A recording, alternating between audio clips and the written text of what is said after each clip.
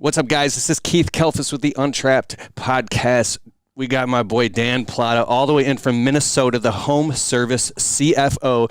This guy changed and impacted my life in so many ways, and we're going to get into tons of stuff. He's going to talk about scaling your business. You're going to want to take notes because this basically free content on the Untrapped Podcast and on this video, if you're watching the video, is stuff. The last time he was here, people emailed me saying, bro, I watched it, and I'll put a link in the description below and in the show notes to the 12 steps that he did. But people were literally taking notes. When Dan comes on the show, he's just dropping what we call knowledge bombs, pure value.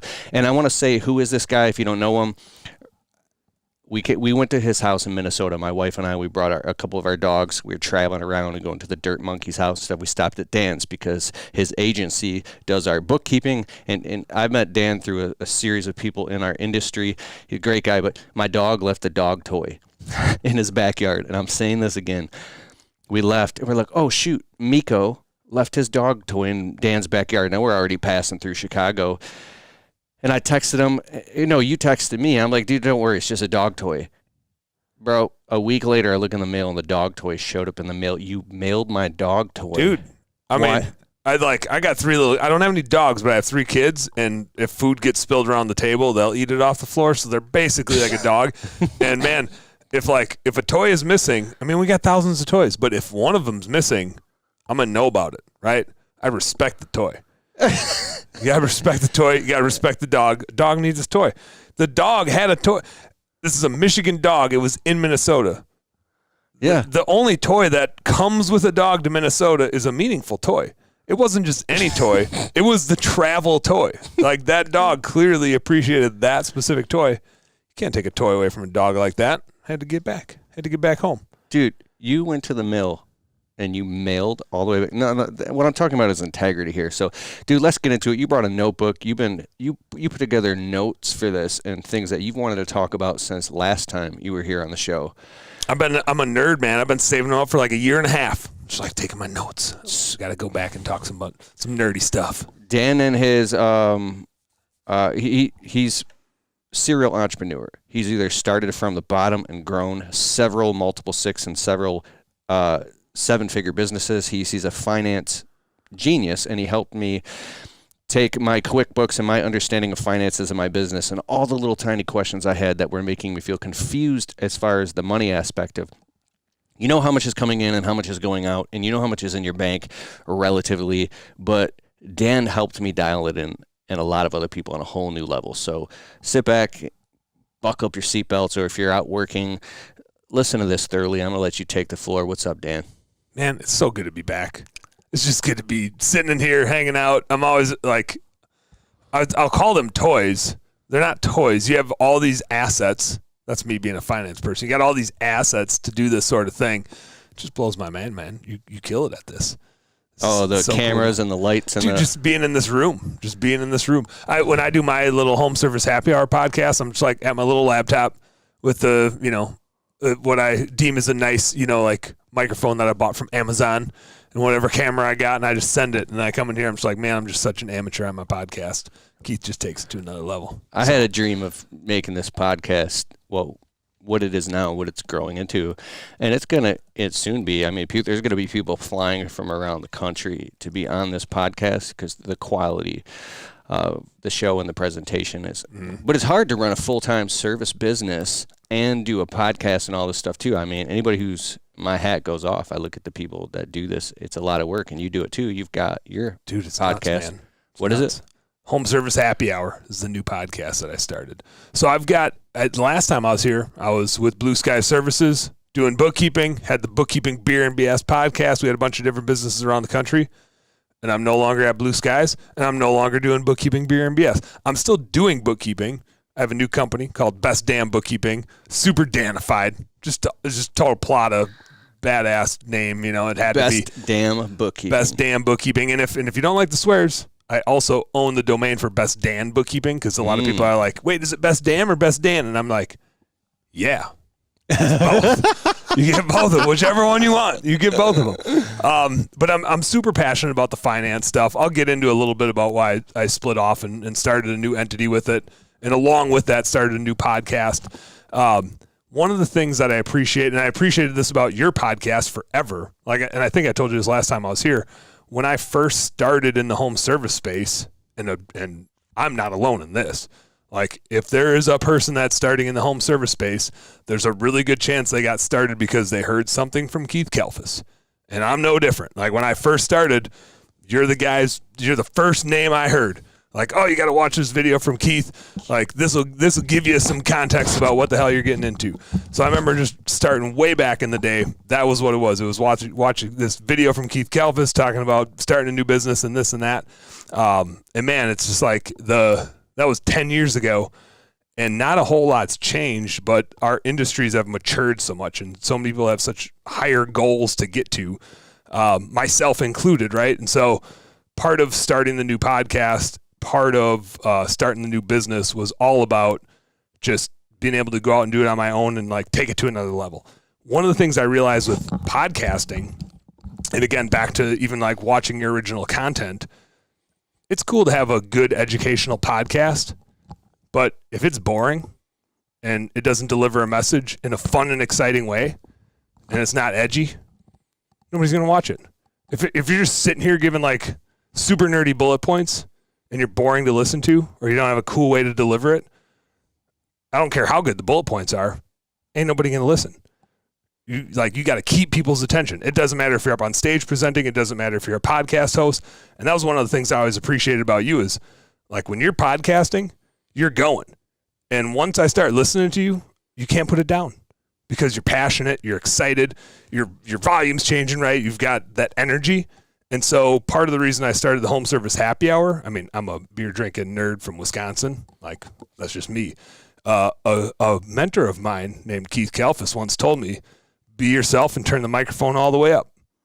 And I got that from Stan Genetic to Dirt Monkey. He said, be yourself with the volume turned all the way up. And you passed it along to me. And so I was like, man, I like home service happy hour is where it's at. It's a business entertainment podcast. It's got to be loud. It's got to be funny. And I'm going to be drinking beer every time I do an episode. And I'm going to teach some stuff and we're going to have some fun business chatter, but it's meant to replicate the combo that you would have with another business owner sitting at a bar drinking a beer. Like, that is the podcast. It's the Joe Rogan experience version of a business podcast. We should be hanging out, talking nerdy business stuff, having a beer, which is my favorite thing in the world to do. I almost brought a beer in here just because I was thirsty. You should have. I got this water, though. But I also started my new business, and I can get into that a little bit. I was at Blue Skies for a long time. A bunch of people still, like, every time I'm like, I started my new bookkeeping business, they're like, wait, I thought Blue Skies was yours. And I'm like, kind of was, but our bookkeeping business there was like our 10th business. It was an accident. We didn't start Blue Skies to be a bookkeeping company. Blue Skies was a shitty little window cleaning business we bought back in 2011. It was Mike Dalkey was the CEO at that time, and my buddies Brian and Corey Weber were the other business partners in it. They still are. And the three of them were buying window cleaning and pressure washing and maid service companies. And like, I came in kind of fourth wheel and started buying some shares with them and eventually took over as CEO to run it. At the time, we didn't have a bookkeeping business. We didn't have a recruiting company. We had maid service companies and window cleaning companies around the country. Boom. So we had all these operating companies. The bookkeeping business was only a thing we did for ourselves.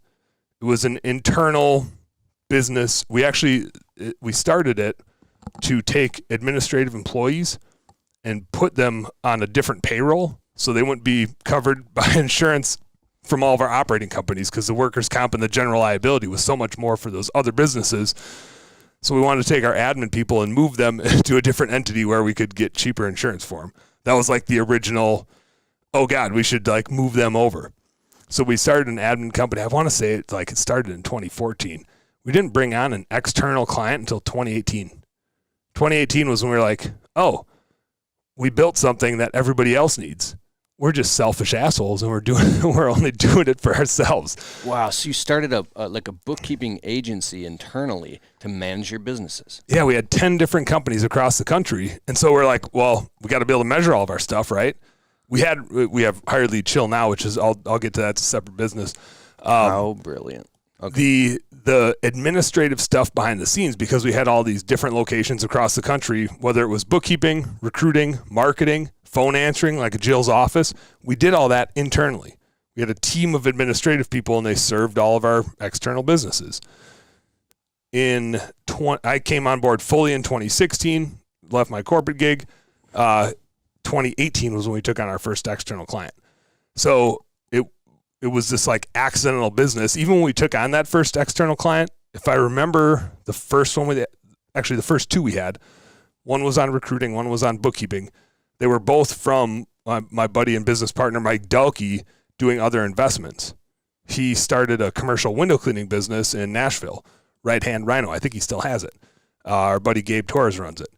And they needed to hire some subcontractors, and they're like, hey, we hire a bunch of people at Blue Skies.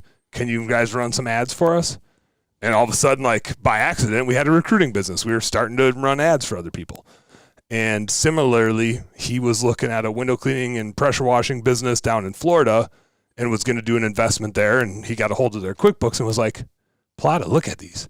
Like, what is this business worth?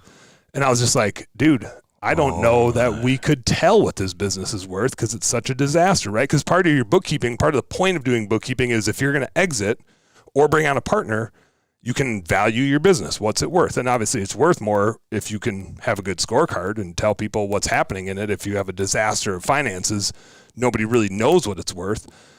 So they brought me in when Dalkey was looking at making that investment. I kind of got brought in from a Blue Skies perspective to actually like clean it up, figure out how much that business was making because they couldn't tell.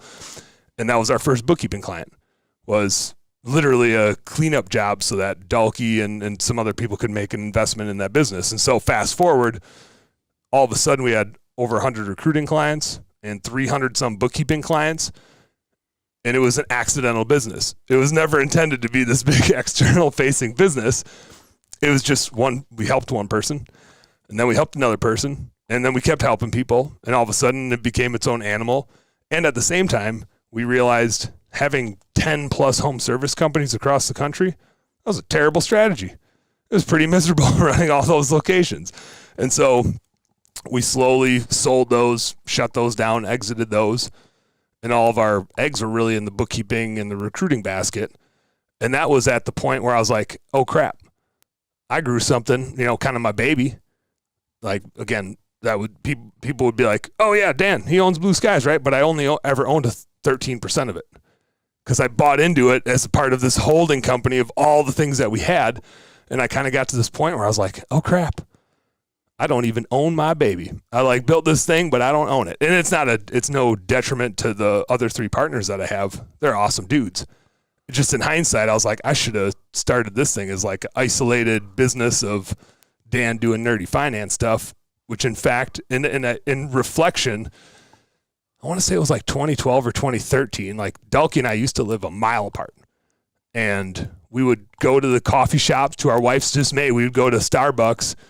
In Minnesota, it's Caribou. I don't know if they have the Caribou coffee here, so I say Caribou coffee. Yeah, I say Starbucks because everywhere else in the country they wouldn't know what Caribou is, but in the Midwest we got Caribou. There's Caribou by our house, and we'd meet there, and we'd be there for like 2 or 3 hours on a weeknight drinking coffee, which then you'd end up staying up till like 1 a.m. But we were solving all the world's problems and building spreadsheets and coming up with business models and doing acquisitions and stuff like that. And that was how I got first brought in. Was I literally was helping Mike with the books of all these businesses. So in hindsight, I'm just like, man, if I just was smart enough to realize like that was the path I should have went down right away. Like that was literally my entry into the home service space, was helping Mike get his books right and doing this multiple location strategy. And then, I CEO'd for Blue Skies for a long time and eventually came back to like, oh shit, I should be helping everybody with their bookkeeping. So long story short, I ended up exiting Blue Skies. We looked at it as a partnership, right? The four of us had to decide, does it make more sense for me to buy it or for them to buy me out? And it didn't make sense for me to buy it. I was not the best buyer. And we looked at it together where it was like, here's how much it makes sense for Dan to pay. And it does not make sense for those guys to sell it to me at that rate. So it was kind of a goofy, like, there were no hard feelings, but it was just a very mathematical discussion about how do we exit Dan so Dan can go do his own thing? And is it better for Dan to buy the thing, or is it better for them to buy Dan out of the thing? And it just ended up being that it made more sense for everybody for them to buy me out of the thing, which it felt weird, like growing a thing to be in a $1 million+ business and then having to give up that thing. And the hardest part was actually the people side of it. We got 20 employees at Blue Skies, and that's like, they're my people. It's like the business that I built. They're my folks. I'm super loyal to them, so that was probably the hardest part. And it was a 3-month deal over the summer of trying to figure out how to do that, how to. It is definitely a goal for both Mike and I of like, how do we get this done and still like each other, right? Like dissolving partnerships would be like exiting a marriage. It doesn't end well usually. Like, how do you exit that thing and still like hug each other when you see each other after you break apart? I would think that if you go all the way upstream, the foundation is friendship. Mm-hmm. True friendship is when you can go through bumpy stuff and stuff. Like my friend William, the tree guy with the beard, I always talk about him. He's in my videos. He said something to me amazing on the phone last week. He's like, bro, I think we've already been through all that stuff over the past 15 years. Like we know that because we've been through our little stuff, and now it's like. So, anyways, I was just thinking about that. It was. I mean, like, thank God that Mike's who he is, and Brian and Corey are their two partners. Like, I had the best freaking business partners in the world. It could have been ugly, right? Like trying to exit that sort of thing, but and it was still. It was difficult. It's probably the hardest thing I've done because it's like, well, there's the math side of it, and then there's the relationship side of it, and they both tell you to do different things. Like they're at odds against each other, right? Which that's what business is. You're always you're doing trade-off decisions all the time, which is why bookkeeping is so important. We'll get to that. But so come September, we officially were able to like finalize the deal and exit me. So now that freed me up because I couldn't start a new bookkeeping company. Like legally, I couldn't start my own bookkeeping business while I still owned one. It's like I have a fiduciary responsibility to not compete with myself. And so the only opportunity was I either had to buy them or they had to buy me. There was no other option. And so thankfully they agreed that they'd be willing to buy me out and we'd figure that out. So that was like just a breath of fresh air to start over again. And obviously it's super frustrating to have to rebuild something, right? Whether it's like physically you're building, I go back to like being a kid. I have 3 kids, so I watch this happen all the time because we have a 7, a 5, and a 1. And the 1-year-old's only job in life right now is to break his sister's shit. When they build something cool, right? Like that's what little kids do. Like little siblings, their job in life is be like, oh, you built that? Sweet. I'm going to come and break it. I'm going to come and knock that over, right? And if you're that older sibling, you're just like, oh my God, like my little sibling keeps knocking all my stuff over and breaking all my stuff. And it's so frustrating. But every time that happens, and it happens to us in the work world too, where I'm a spreadsheet nerd, right? So it usually happens to me with a spreadsheet, but I'll build a sweet spreadsheet and then the computer crashes. Or you think you saved it, but it didn't save. Or whatever the case is. And like the initial reaction is like, ugh, right? Like I got to go rebuild that thing. And a business is just a bigger version of that. It's like I built this badass business. And now it's like, oh, I got to go rebuild that thing. And so that's the initial response or initial reaction that you have. And then slowly you start seeing the opportunities to rebuild it and you start getting excited about rebuilding it because you're like, oh, I could do it this way. Oh, here's the thing where I was like, oh, it would have been hard to, once I had it built that way, I'd have to like tear down half of it to rebuild it this way. But now I get to rebuild it this way right from the start, right? So you get to build the foundation differently. You get to try different things. And so it's kind of like enlightening and exciting to have the opportunity to go do it again in a different sort of way, in a different capacity. So I'm kind of re-energized by it in a way, like, A, it's all mine, which is super fun. I've never had a business that was all mine. I've had partnerships in everything that I've done. And so to have something where it's just like, especially with me, with my personality and being beer drinking, bullshitting Dan, it's kind of fun to be like, just going to embrace that and not have to worry about the interplay of a bunch of partnership stuff with that sort of thing. So that's pretty exciting. And just the opportunity to tweak this, tweak that, fresh start. So I'm off and running with Best Damn Bookkeeping. I think we were talking about that earlier and how we got to that name. But I wanted it to be goofy and edgy.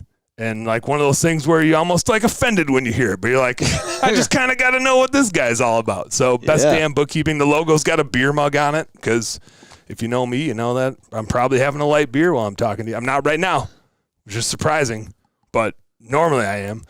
So just making it my own thing and having a blast doing it. Bro, I remember when I first hired you to help me go through the last. You said we can go back through this calendar year, or we can go back 2 years, or like I was like, we got to go back 2 years, bro. And so, bro, it was like ripping up floorboards, and it was like it was time consuming, and you were doing most of the work, and I was I was in there. I was undoing and redoing and putting the hammers and the nails in. And bro, when it was all said and done and you finally created the first profit and loss statement and then showed me how to read it and went through it all with it, like, it was a beautiful work of art. It was meticulous. I saw exactly how much money was coming in, how much money was going out, the percentage spent on cost of goods, admin, every little tiny expense for both my businesses. And I felt like, boom, proud. I felt like, bro, I've made it. Like, I'm successful because I knew the percentages. Like, it's like a health snapshot of the business, right? Yeah. And so it's meticulous, and I love your business, Best Damn Bookkeeping. The first time I heard it, I'm like, that's perfect. So, and when you talk about like the ups and downs and you like the purgatories and stuff you're going to go through, because you were sharing with me before we went live here, the hard things that you go through in business and the mindset of, all right, how am I going to pull myself up by my bootstraps and get out of this? And for me, this big epiphany is that nobody cares. I think, and it's like, nobody cares, work harder, like this macho man bullshit. I don't mean like, I'm like serious. Nobody cares if something's hard. So that the hard things that you pull yourself out of and then you step on become foundations of your success. They become stepping stones. Yep. You solidify them through the experience. When something breaks down and goes wrong, it's like Brian Tracy said, when the car breaks down and everything is falling apart in your life, the person that comes out of you then, that's who you are, and that's what makes people. So teach us, Dan. What's up, bro? You're awesome. As you're saying that, Sean Day, who runs Hire Lead Chill, shout out. Well, we're gonna talk probably tomorrow about the group interview process and some things we help people with at Hire Lead Chill to get that squared away. But Sean Day, real quick, he said tomorrow. I like that. A quick segue. Look out for that. If we don't, depending on how long this podcast is, we might be doing 2. So make sure you get on my email list. Go to the Untrapped podcast. How can somebody get on my email list for the podcast? We got all kinds of stuff to talk about. They better get on every automated sequence that they can possibly follow. Here, this will get you on my email list real quick. We have a free PDF download. It's actually a free ebook guide we created. It's the 4 steps to training employees, a step-by-step guide, and keithkelfis.com/4 steps. It's not FOUR, it's just the number 4. keithkelfis.com/4 steps. You'll get the free PDF download of how to train employees to get them to actually perform. We could get a train, like anywhere from 2 to 3 hours, we can teach an employee how to do something, and then I can leave the job site and they won't screw it up. So get that, and that'll get you on my email list, so that way when we put out these podcasts, you'll get notified when we put out a new show. Go grab that, and then tomorrow when I'm talking about Hire Lead Chill and helping people get employees, and then how to like interview them to find the right people, that's all stuff you got to do right before you implement your knowledge there in that course. That's perfect. And hire, lead, chill. So it's the 3 steps. It's the 3 steps to building your business. First, you got to hire them. Then you got to lead them, and then you got to build a chill culture so they don't want to leave it. Because people will leave to go, like they'll come for more money, right? It's just like back when you were dating, right? You're at the bar, and all you get is the looks. You're just purely going by looks because you don't know what they're like, right? The only thing you have is the external. Which is why everybody tries to go look real good when they're going out, right? Back in the single days. I met my wife in a karaoke bar, and I was like, oh, my God. I said to my friend, I go, who the hell is that, bro? Yeah. But it was, at the time, it was just visual, right? That's all you got. That's all you have to go by, right? Applicants are the same way. That's all they have to go by is how sexy you are. That's all they have. They don't know what your culture is. They don't know what you're all about. They just know how sexy your job ad was. You're just a girl in the bar or a dude in the bar, depending on which side of that table you're on. So we were talking about that earlier. I'm going to get into the group interview process on a different little segment that we do here. But I think it's just real important that the reason why we're hire, lead, and chill is like you can hire all the people you want, but if you are a shitty leader, you're done. They're not going to stay, right?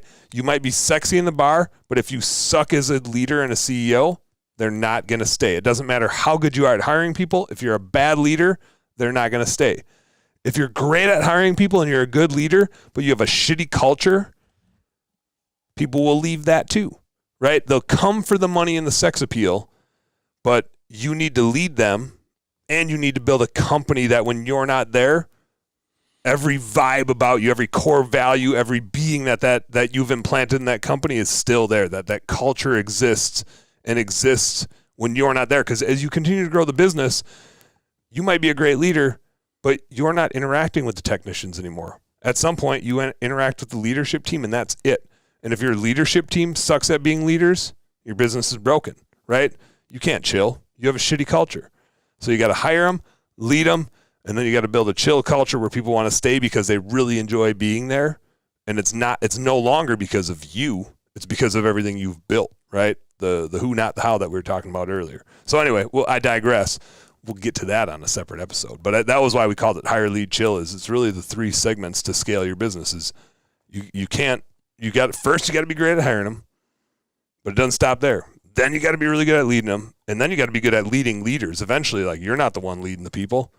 You're the one leading the leadership team, and they got to be good at leading people. You got to build that culture, which that ties into the purgatories we're going to talk about, because the purgatories also happen at each phase where you like jump from one of those things to the other thing. That's where your business breaks. Because I've heard of cash flow purgatory, and now you're talking about the purgatories of scaling. Yeah, which go along with the cash flow purgatories because they all happen at the same time. They all go together. Bro. We'll get into it. But you were talking about when I first engaged on the bookkeeping stuff with you. Yeah. So I'm going to take you back there because bookkeeping gets misconstrued a whole lot. So I'm gonna just turn into total Dan nerd here and talk quickly about what the fuck is the point of book. Can I swear on your podcast? It's too late. Uh-huh. Beep it out. But like, what is the point of bookkeeping? It sounds like such a stupid ass term. It's super boring. It's nerdy accounting stuff. It's just a thing you got to do for your CPA, blah, blah, blah, blah, blah. But when you got that scorecard, it's no different than, imagine playing a football or basketball game and you don't know if you're winning or losing. Maybe the ref knows, the tax person knows, but what if you don't know? That's a weird game to play. If you're in the middle of a basketball game and it's halftime and you're like, Coach, how we doing? Like, I don't know, man. Just keep playing hard, Keith. Just keep playing hard. Like, could you imagine playing sports without a scoreboard? And he's not talking about a whole big complex thing. He's just talking about a simple scoreboard. Just a scoreboard. What's the score? Like in your business, the score is your financial statements. That's the score. And you're playing a math game. If you own a business, if you're running a business, you are playing a math game. That's what you signed up for, which sucks for some of us because, I mean, for a lot of us, like, If somebody would ask you, like, you a math person, most of us would be like, no, man, I hate math, right? For a lot of us. That's fine. That's totally fine. But regardless of whether we love math or don't love math, our business is legit a math game.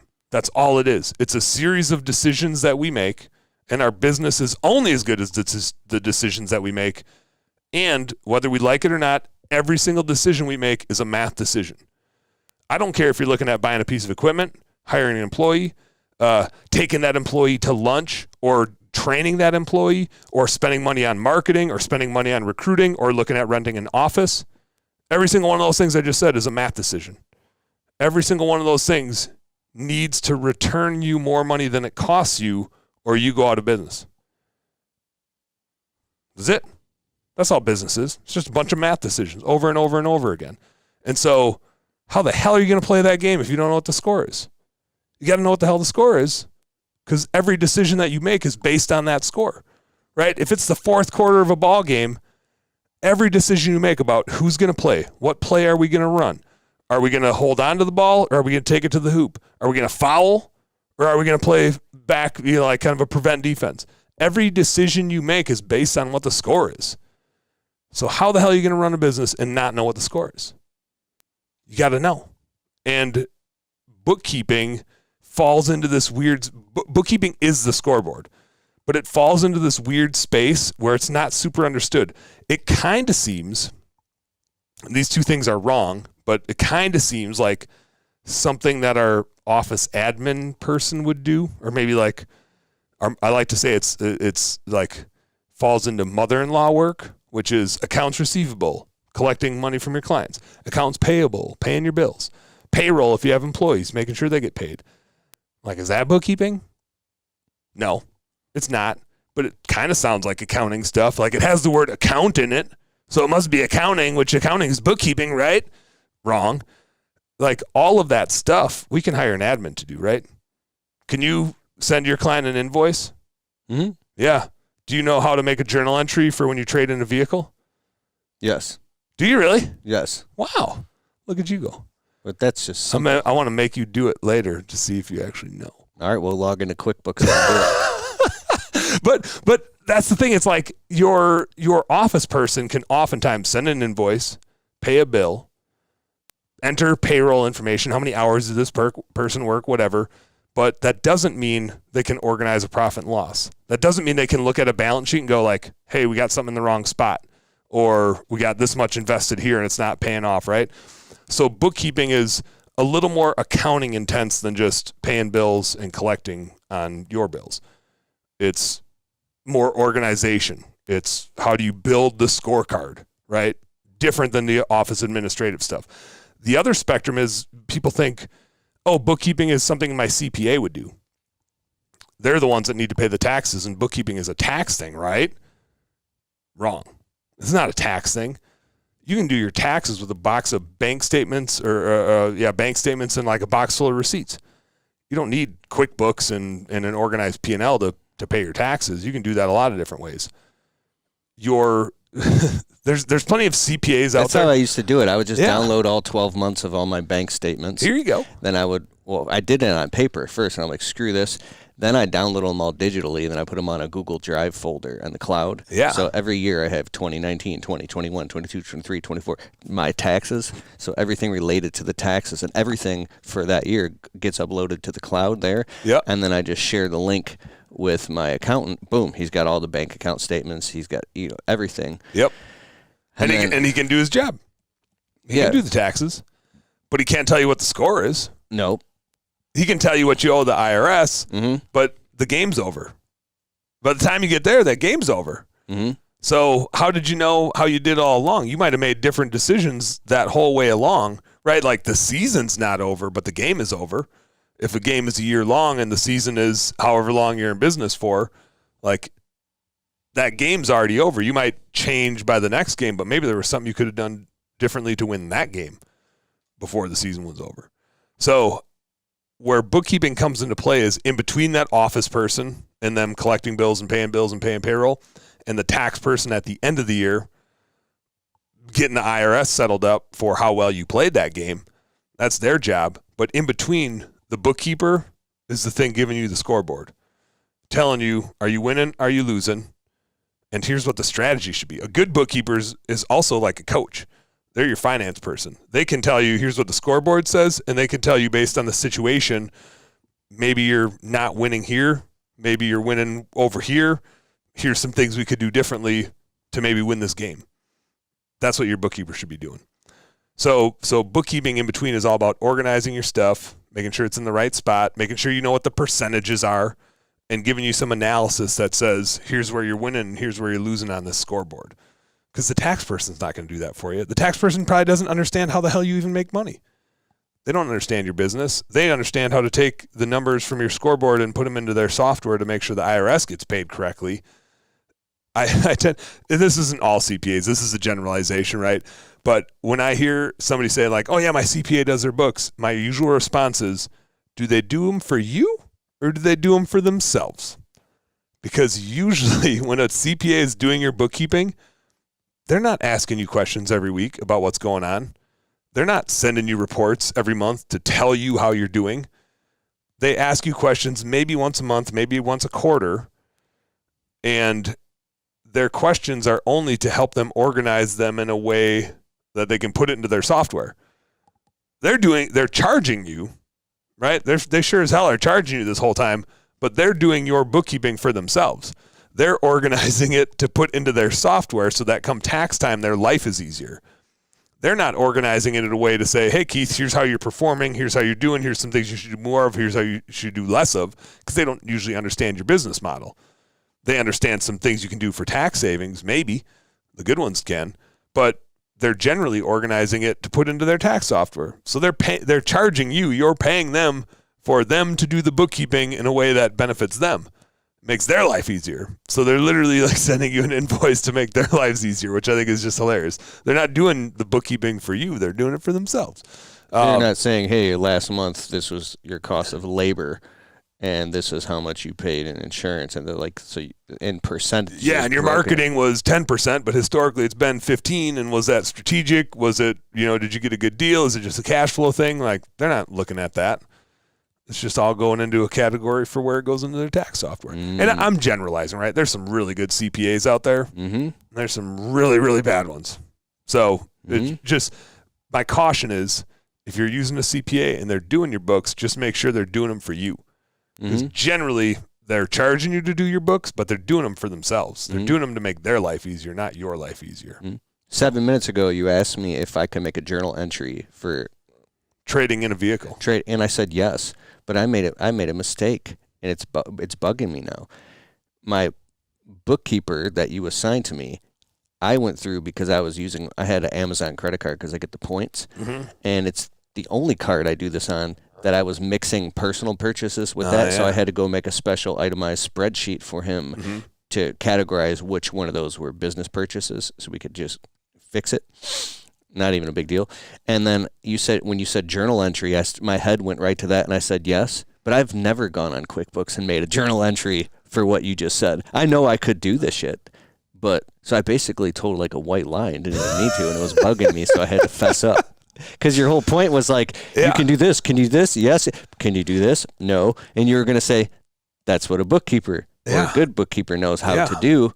Is those things that are so vital to your business. This is not an insult to you at all, Keith. I promise you couldn't make that journal entry. Just because it's stupid accounting stuff. It's not that you're not capable of learning it. I could teach it to you before we left here today. We could have a couple beers while we're doing it. You're capable of learning it, but even if I showed it to you, you'd be like, get the hell out of here.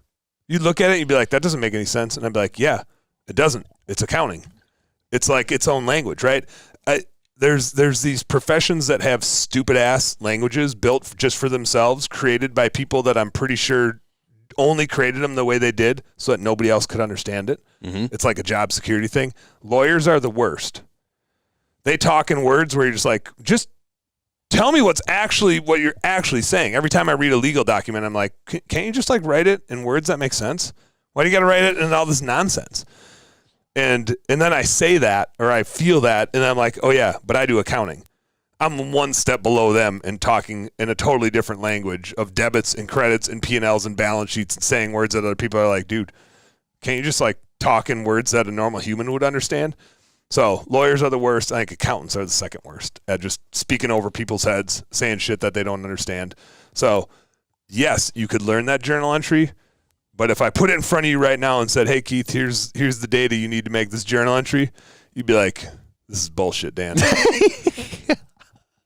but that's fine, because knowing how to do that should not be a thing you're concerned about. No. You should not. It's not going to. You need to. Not how, bro. Like how, when did you play sports growing up at all? I dabbled in sports. Did you ever look at basketball and soccer? Yeah. Did you ever look at a scoreboard? No. Bullshit. I bet there was a scoreboard on the wall that said how many points the home team had, how many points the away team had, how many timeouts, or something like that. Right? Never. No, I was never. That's funny.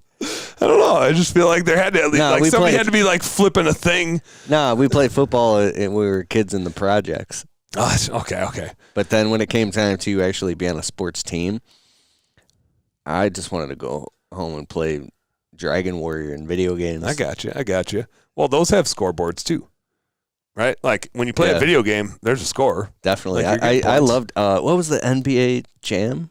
Oh, dude.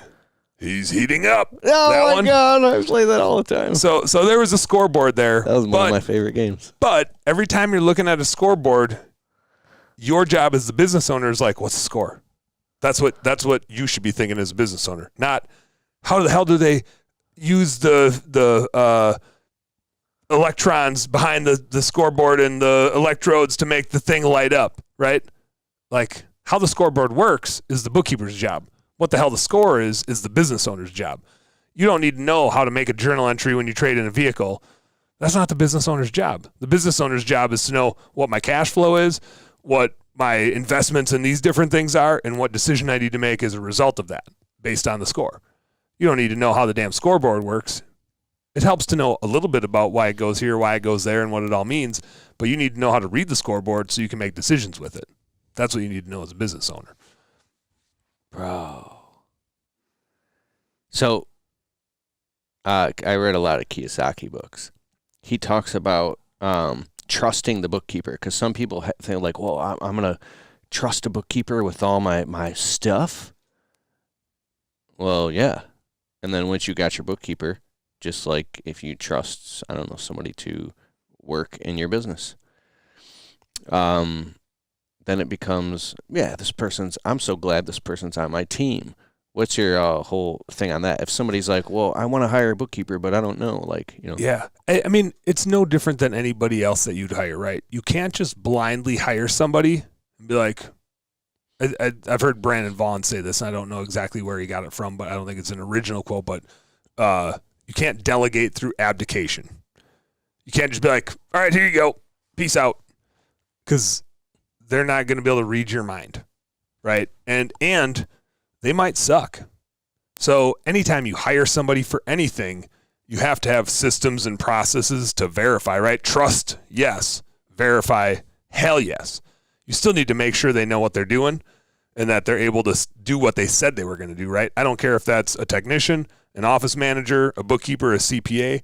You can't just like blindly hire somebody and be like, your problem now. Tell me how we're doing, right? If you totally check out on it, you're going to get blindsided by it. And frankly, like as a nerdy bookkeeper, I can't do a good job for you if you totally check out on it because I can't read your mind. I don't know everything that you're up to. I don't know when you spend money at Amazon and it's personal. All I see is that it's Amazon. So I got to bug you about it. So we got to like, it's a communication thing, right? I got to bug you about what was this? What was that? Is it always this? Is it always that? Should I ask you about it every time? It's a relationship, right? It's a two-way street. It's a communication thing. So I think the number one thing to look for, and any finance person, I don't care if this is a bookkeeper, a CPA, your office manager, whoever it is, can they communicate? Do they communicate regularly? One of the things that I'm super passionate about in our bookkeeping, and I built it this way at Blue Skies, and I'm building this the exact same way at Best Damn Bookkeeping, is it has to be weekly. Bro, you want a pillow behind your back? Yeah, I got a little one here. I got a little lumbar support. With that? I mean, I'll stack them. Stack them. But is that better? Oh yeah, look at that. Yeah, he's chilling. I got my Responsibid socks on. Shout out Kurt Kempton. Kurt Kempton, Responsibid. Dude, Kurt is my official sock sponsor. I got so many pairs of Responsibid socks. They're so good. Dude, I should give him a shout out real quick. Go to keithkelfus.com/resources if you need an awesome software to plug into the front of your website that'll automate the bidding. Dude. And if you want some sweet socks, look at these. Making Waves. This was from Responsicon a couple years ago. Making Waves. But again, anytime you're like hiring a finance person, any role for your business, you can't just turn it over blindly, right? You have to know enough about how to read the scoreboard. You're playing a math game. If you're a business owner, you're playing a math game. You can't just totally check out on it. And for your bookkeeper to do a great job, communication's super important. So for what we did at Blue Skies, what I'm doing at Best Damn Bookkeeping is it has to be weekly. checking in with every single client every single week, even if it's just to say, hey, Keith, everything looks good. You're good to go. But I know that if I have a question for you about what happened this past week, and I say, hey, Keith, what was that Amazon? You'll be able to say, oh, that one was personal. Put it down as a distribution. Or, oh, that was supplies. But if that was 2, 3, 4 weeks ago, there's no way in hell you remember what that $96.37 was. There's no way. You can't remember. If it happened this last week, there's a good chance you remember. If it was before that, I just go look at my Amazon and I can see all the purchases with the pictures attached. You could, but it'd be way easier if you didn't even have to go look, right? If it was just like, yep, that was this, done. Versus all of a sudden, if we wait a month, now I have a list of 20 things for you. You're going to spend a half hour of your time going and getting answers for me. My bookkeeper did. I was at the Equip Expo in Louisville, Kentucky when I was on the road. He messaged me and I couldn't get back to him. He's got 2 questions about 2 transactions and what they were because they're the numbers, and I just got to go look. Boom. Done. But if it's a month old, that's 20 questions. And you're not going to remember. It's going to take you 20, 30, 40 minutes of you going to look at your Amazon to give them an answer, right? If it's weekly, answers are quick. Communication's fast. Mm-hmm. Results are fast. By the time you get more than a week old, like, you don't remember. You got to go look. And then that list gets a lot bigger. Mm-hmm. And then you answer 15 to the 20. The other 5 are still hanging out there because you're like, oh, God, I need this documentation from the thing. So super, super important to do it every single week. And then the result at the end of the month, you have to get that scoreboard fast enough that you can actually do something with it. Because if I waited till the end of the year to give you 12 scoreboards, you've missed the opportunity to change what you're doing and make decisions along the way. So we did it at Blue Skies, and I'm doing it the same way in new business, which is you need to get the end of the month report by the 10th of the following month. That's a week to get the transactions in and a couple days to get the questions answered, reconciliations done, make sure everything ties out. Then you need to get that scoreboard because you have decisions to make. You're running a math-based game. You got to be able to look at the scoreboard, make decisions, ask questions, right? Because if you don't open that P&L report and say, does this make sense or does this not make sense? Maybe I put something in the wrong spot. Maybe I thought your Amazon was this because every other time we've called it tools, but you just spent $1,000 and it was on a new computer that you bought off Amazon or something, right? And so if you don't look at the scoreboard, who's going to look at it, right? It's your scoreboard. And if it's 2 months old, you're not going to scrutinize it. But if it just happened this month, you're going to be like, man, why is my office supply so high?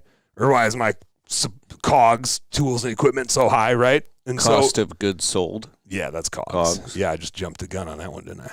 But I mean, like, yeah, you got to look at it. You got to look at your scoreboard. You got to know what it's saying. And it's got to be timely enough that it's relevant to you as you're running your business. So it's kind of a speed and accuracy thing, which in a funny way, that's no different than if you're cleaning windows. That's no different than if you're mowing lawns, if you're doing a landscaping project. Every employee I've ever hired in any of our businesses, I tell them 2 things. I think it's 2 things. I'll say it out loud and then we'll decide if it's actually 2 things. This is what I tell them. Say, I need you to do this. You need to be really good. You can never sacrifice quality, right? You have to do a good job. If you do a bad job cleaning windows, we're going to get a call. If you do a bad job mowing lawns, we're going to get a call. If you do a bad job bookkeeping, we're going to get a call. And you have to do it really fast. If you do a slow job cleaning windows, we lose money. If you do a slow job mowing lawns, we lose money. If you do a slow job bookkeeping, we lose money. I never charged you more if it took us longer to do the bookkeeping, did I? Your price was always the same every single month. If it took us longer to do the bookkeeping, the business ate the cost. Mm-hmm. And so I can't have a bookkeeper that's an amazing bookkeeper and takes 20 hours a month to do your books, or I'm going to go out of business. And the same exists for every single business that anybody listening to this podcast, any business that they have. I don't care if they're a fucking shoe shiner, Keith. If they are in business, running a business, they need to be really good and really fast, and you can't sacrifice one for the other. Because if you're really good and you're really slow, you're out of business. And if you're really fast and your quality sucks, you're out of business. right? Your best employees and you have to be both at the same time. You have to be really good and really fast, which is why bookkeeping is so important to do every single week and really quick turnaround at the end of the month, because you have to be really good and you have to be really fast, because the scoreboard ain't waiting for you, man. The world keeps going. The customers need their stuff done. Your employees need paychecks, and you got decisions to make. You got to be good. You got to be fast. I'm talking Ricky Bobby. We're talking about Ricky Bobby. Bro. It's so nice to have you on the show, man. I don't even have to say shit. I can just... I was going to say, that's the danger of having me on the show, is we might be 2 hours in by now. I don't even know what time it is. We'll just keep going. 52 minutes, bro. You know, I've been practicing because I make YouTube videos. Some of you guys listening make YouTube videos. I'm always the one doing all the talking, and it's nice to relax. And so my ego wants to chime in and start saying stuff. And I say, I've grown past that. Just relax. Let Dan talk. Because if I start talking, I might, you might have, the prime is pumping the prime, like the well is springing. Like you might be coming out with some really good gold and just let you flow, bro. I can only imagine how much of a pain in the ass I am as a guest, in terms of you might have like questions you want to ask, but since I find this when I host podcasts and my guest is another podcast host, you have to like give them more runway, because they're just inclined to act like a show host. They'll just go. Yeah, sometimes they'll forget that you're interviewing them.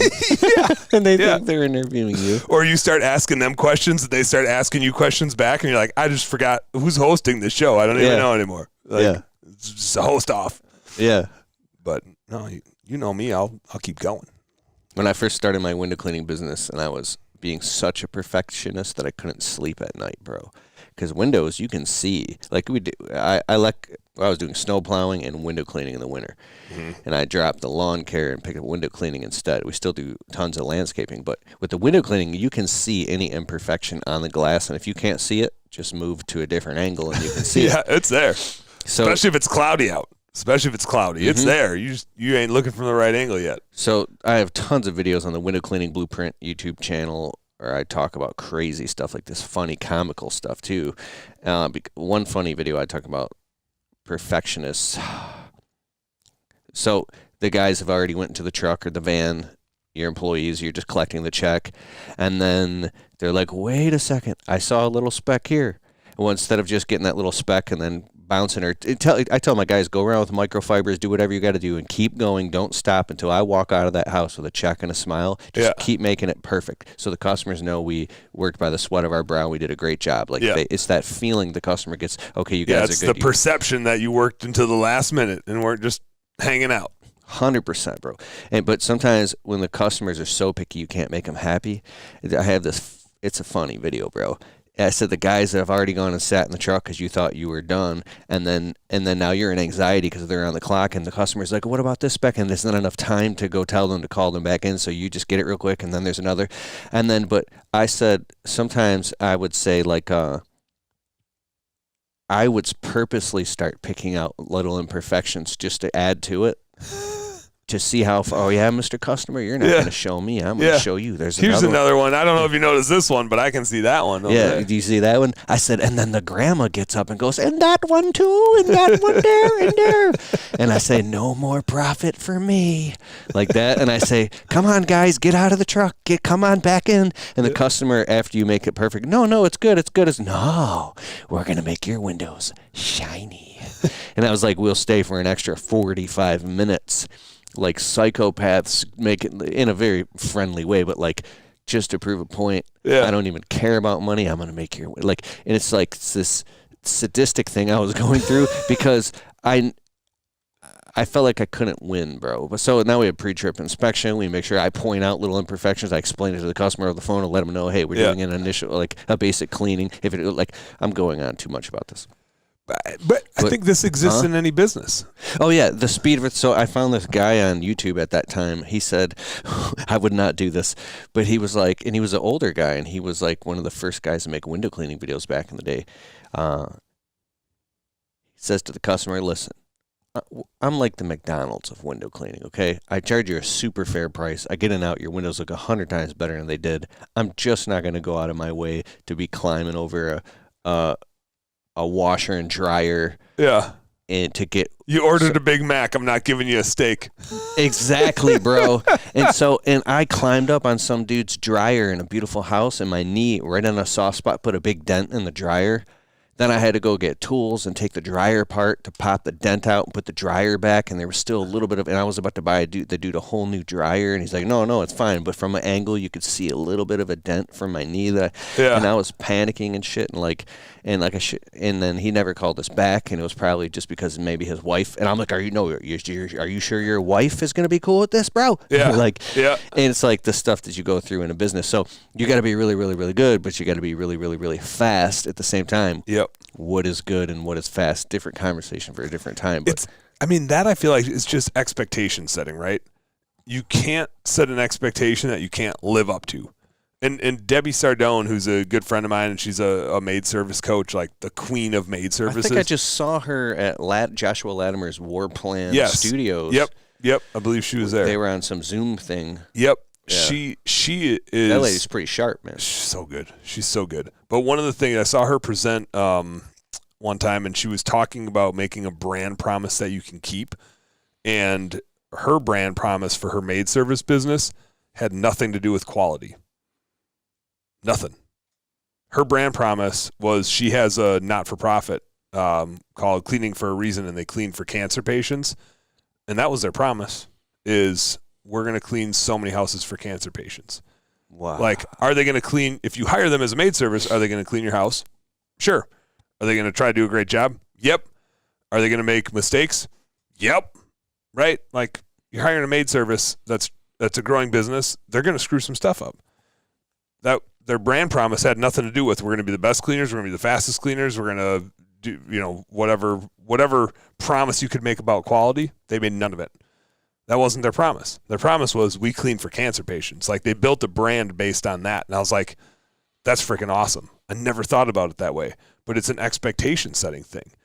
Now, internally, you still need people to do a really good job, and you still need them to do it really fast, and they have to do both, right? And that's any role in your company. They have to be able to do both. I don't care if it's a salesperson, right? If a salesperson's a great salesperson, but they only get to 2 quotes a day, what good are they, right? Unless they're selling $10,000 jobs every time you turn around, like, they're probably not selling ridiculously high jobs. They're probably selling the same average ticket, and if they're only doing 2 instead of the 8 that they're supposed to be doing, it doesn't matter what their close rate is. They're not fast enough, right? So it's like, you got to be able to do both. And the best employees, actually, in my experience, the best employees usually can do both. They are really good, and they're just that good that they can also do it really fast. Dude, I got this guy who works for me, of all things. He's motivated by money. He doesn't care about, man, you did such a good job or any of that shit. It's, bro, I baked in a $200 bonus for you on this job because I know that this doing the weed, or even a $400 or $500 bonus because I know that you hate doing the weed fabric. I hate doing the shit. I can do it just like, actually, I can't do it as good as he can. And he's like, sweet. And dude, he'll just start ripping out roots and boom, boom, boom, and weed fabric and pins and like the money, it just pays for itself. Yep. Because he does it so much faster at super high quality. So but we have a conversation beforehand. It's like, it's got to look super sweet, just like you did the last one, even though you don't want to do it. It was like the money's the motivator. It's funny. But that's funny. You say you build in the expectations and the culture ahead of time. You have to. But with both the employee and with the customer, right? With the customer. Because if the customer doesn't have a good expectation, then you're going to be chasing your tail the whole time on that relationship. If they think something different is going to happen, right? If they think they're going to get a steak, that Sean Day, who runs Higher Lead Chill, when he first started working for us back in the Blue Skies days, he ran all of our maid service businesses. What an unfair job! I'm so sorry that I put him through that. It's the worst thing I've ever done to a human being. But he ran all of our maid service businesses, and that of all industries, like, you're in people's houses touching their stuff, right? It's like as personal of a thing as you can get. It's like, I would say that's more personal than doing business owners' bookkeeping. Because at least most business owners are like, I never go into my QuickBooks. I have no idea what condition it's in. Like, every person that hires a home cleaner knows exactly what condition their home is in, right? And you're going in and touching all their stuff and cleaning it and organizing it and all that stuff. And one of the biggest challenges you'd have, kind of like the example you gave on the window cleaning, is like, as a human, if you're passionate about your thing, like, it's really hard not to go above and beyond and do free shit for people. Really hard not to. As the business owner, I absolutely reserve the right to do that, but I can't scale a business with a bunch of employees that do that, because my sales team, or me if I'm the salesperson, I'm selling a Big Mac, right? And if Mrs. Jones calls and I say, Mrs. Jones, we're selling Big Macs here, and here's how we make a Big Mac, and it's got this and it's got that, and this is what it's going to look like, and then this cleaner goes in and cleans this way, or this bookkeeper goes in and does it this way, and they deliver a steak, all Mrs. Jones is going to think is, oh, I can pay $6 for a steak. Oh, my. Right? I pay $6 and I get this steak. And so then if you... Bro, I was delivering filet mignon steaks for pennies. Yeah. Yeah. And then the next person you send cannot deliver a filet mignon steak, does exactly what you told Mrs. Jones you would do. Does exactly a Big Mac. Which is what which is what Mrs. Jones is paying you for. I raised my prices dramatically and lowered my quality just a little bit. Lost all my beginning clients. It took me first 2 years to build. Mm-hmm. Maybe a couple stuck around. But their expectation was, I get a steak from Keith and I'm paying for a Big Mac. You were giving them a steak. I was the talk of the town, bro, in a good way. I bet they loved it, right? They loved it, bro. Yeah. Who wouldn't? Until you started giving them what they ordered, right? They ordered a Big Mac. You told them you were going to give them a Big Mac. You just gave them more. So their expectation was one thing, and I'm going to get sick thinking about it. You changed their expectation, and then the minute you started delivering what they were paying for and what you originally promised them, like, they're disappointed. So you can't scale a business by delivering a steak when you promise a Big Mac. Like, kudos to the dude you were talking about that was like, I'm the McDonald's of this service. Like, I'm fast, I'm efficient, you get exactly what you paid for, but I ain't crawling over that thing to clean that window. This ain't a steak. This is a Big Mac. And if you want a steak, go hire. You can actually just use an extension pole.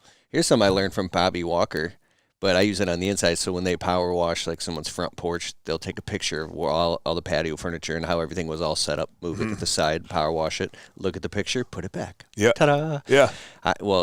I have customers inside of the house. There's the kitchen sink, and they have this huge, like, beautiful granite in a kitchen window, and they have all the pictures of, like, the family and, like, the little statue of Jesus and all these things, man. And I used to just move it all, and I'm like, oh, shoot. So now my customer comes. It's my customer's wife, and I'm taking a picture of all their family pictures. Yeah. It's not what you think. No, I'm just taking a picture of this so I remember exactly where it goes, because I want to be respectful and honorable, right? Boom. And then I was able to put it all back perfect. And Lily's like, I didn't even care if you put it back perfectly. You do such a good job, you know. But it was like. But did you charge her for that? Yes, I do charge. I raise my prices all the time. And so, like, when we power wash our front or back porch, we take a picture of it and put everything back how it was, you know. Yeah. I dig it. We should talk about since you switched your financial day to be Friday Finances, which I'm a huge fan of alliteration, and I didn't realize that we were walking earlier, and you're like, hey, Saturday, I used to rave about doing Saturday Finances, now I do Friday Finances, and now not only does the work get done, but it also sounds better. I've got Platta's 5 finance fundamentals. So I'm not trying to, like, one up you on the F thing, because I'll F our way right on out of here. But in addition to what we were talking about earlier about, what bookkeeping is and what bookkeeping isn't. And keep going. I'm doing this on the podcast. My OCD's kicking. See this little tiny green? It's a little wooden, like a jack. Yeah. What is this called? Is that I call it a jack? I think it's a jack. Yeah. So I had it perfectly. So it's sitting right in the green. Like, oh, yeah. I see that. I see how you got that there. Oops. My friend Rob was a producer, and I hired him to come to my studio and teach me stuff like this. That's yeah. Neat. But then I moved the camera while you were talking because I liked it better, a little more Oh yeah, and face down and angle. then the jack was in a different spot. And then it changed, and I'm looking at it. There you go. There you go. And I want that right on the white, so it just kind of pops, so it separates. That's nice. Right there. I see what you're going for. Yeah. Okay, so then visually, aesthetically, it just kind of looks. That's good stuff. Even. I'm glad you addressed that. I feel like we need to record the last hour over again. Though. No. But one of the things I run into, Keith, back to the nerdy finance stuff, is it's boring. Finances are boring. I know that, and I'm a finance nerd, which is why I try to make all my finance content with a beer so that it's not as boring. You know, it can be fun, it can be goofy, it doesn't have to be stiff and stale and boring. But it's super important that we get it right. Now, it's overwhelming. It's kind of I don't love building systems and processes. I kind of enjoy the chaos, which I know to scale a business, I need systems and processes, but I don't like to abide by them. I like to problem solve unique situations. I don't like to do the same thing over and over again. Now, that's me, which that makes me a weird finance person because most finance people are very like OCD, like I got to do it this way, and then I put this shoe on this way, and I always tie it this way, and I put this leg in this pant first, and then I do this. Whoa, like, I didn't consider anything like that before. So like it's like generally like finance people are very like systemy like that. Yeah. I'm just not. I kind of like me a little bit of chaos, but I'm very aware that you can't scale a business with chaos, right? Employees don't like chaos. I reserve the chaos and process dishonoring for me. And I tell employees that right when I hire them and train them, like, here's the deal. Here's our training system and process, and I need you guys to follow this. And I also need you to know that I am not going to follow that. If there's something here that's going to be broken, it's got to be run by me. I'm the rule breaker. I don't want you guys to break it. If you guys break it, that could get us all in trouble. I get to make the decision if we're going to break it. That's my job. But there are certain things where it's just like you can't violate it or it's going to cost you a lot of money. And it's not the system or the process necessarily, but it's just a way of operating. So you don't need I don't want to bore people to death with systems and processes here, but there is a way to set up your business, to set up how you interact with your business to make your life a hell of a lot easier. I call those Platta's 5 finance fundamentals. I think the last time I was on, we had like 12 different things, and I think these 5 are somewhere scattered in there. I don't know where they are in there. I have a notebook. That notebook isn't with me, but I think we ended up with 13 even. I think we had 12, and I maybe added a bonus one, a little baker's dozen in there. We'd have to go back and listen to that episode. But I still have that notebook with that page of like all the things we had written down. I'd have to go back and get it. It's somewhere back in Minnesota. But I have Platta's 5 finance fundamentals, and every time I get on a stage to talk, I do a little bit of the rant that I already did about what bookkeeping is and what it isn't, and why it's important to have a scorecard or scoreboard. And I don't care what the hell I'm talking about, I always talk about these 5 finance fundamentals for your Friday finances, because if you don't get these right, like, it's just hard to have a scoreboard in the first place. It's hard to know what's going on. So here we go. You ready? Yeah. 5 of them.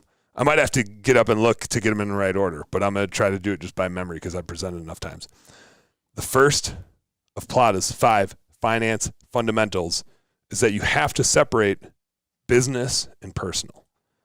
And you've gotten a lot better at that for yourself and for your businesses over the years. And this is something we talked about right away, which is like, in general, you can't have business stuff on personal and personal stuff on business, because how the hell are you going to read a scoreboard that's not accurate, right? It's not, if your personal stuff is mixed in with your business, how the hell are you going to know how the business is doing? Then it's just a hobby. But if it's your livelihood, if it's truly your business, then it sure as hell isn't a hobby. So you got to separate the business stuff from the personal stuff, or you won't have a clear picture. And again, back to the previous rant I went on, you signed up to play a business game, to play a math game. And so if you are the block of getting yourself good data because you're intermingling funds, you're causing yourself to not have a scoreboard to begin with.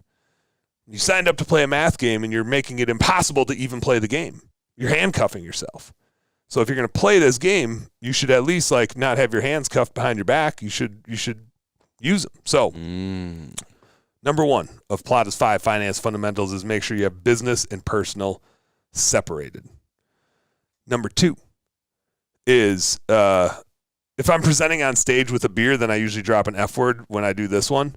But I won't. Maybe I will. I don't remember if I did last time, too, because I feel like I probably gave this one last time. But it's funnier when I have a picture up on the screen behind me, and I don't have the picture on the screen behind me. So I'll just lay it out like this. We're conditioned to be debt averse, meaning we pound our chest when we're like, I bought this truck with cash, right? Or I paid this thing with cash. And in a lot of cases in our business, there's nothing worse we could do. Debt, borrowing money, is a phenomenal tool in our business. Personally, in our personal life, debt doesn't do us any good. Now, as a business owner, it gets a little convoluted because we might borrow money personally to free money up to make business investments. But if you buy a truck cash in your business, let's say it's a $50,000 truck, all that you did was use up all the money that you needed for marketing and recruiting to actually grow your business, and you dumped it in a vehicle that sits in your driveway most of the time. That vehicle doesn't make the business any money. You do. Or the customer does. Or the employee that would otherwise be driving that vehicle does. The vehicle itself is worth jack shit. The cash is the valuable thing. The investments are the people. The investments are the employees or the customers. The investment isn't the asset. The asset is useless without a customer and an employee. And so usually I reference Dave Ramsey in this because obviously Dave Ramsey is no debt, no debt, no debt, no debt. And personally, outside of my business, again, separate business and personal. Separate business and personal. Back to rule number 1. Personally, don't have debt. Your personal vehicle does not make you money, right? You going and getting groceries is not a form of an investment. Your business vehicle can make you money, and it's fine to have a loan for that because it should be out making you money every day. But if you don't have an employee and a customer for that vehicle to go do its thing, it doesn't make you any money. It just becomes a thing sitting in your driveway, costing you more money. So debt is fine if used correctly. Now, I'm not saying like go max out a bunch of credit cards. Credit card debt will alleviate the benefits of debt really quickly when you're dropping 20% interest on them. But even there, like, use a credit card in your business. Unless, I'll say, if you're one of those people that shouldn't have credit cards because you get out of control with free loans, maybe don't get a credit card. But for most of us, get a credit card, pay it down every month. Like, don't carry a balance on it, but it's like free money. It's a free 30, 45-day loan. It's a bunch of points. It's free money. Why wouldn't you take a free loan?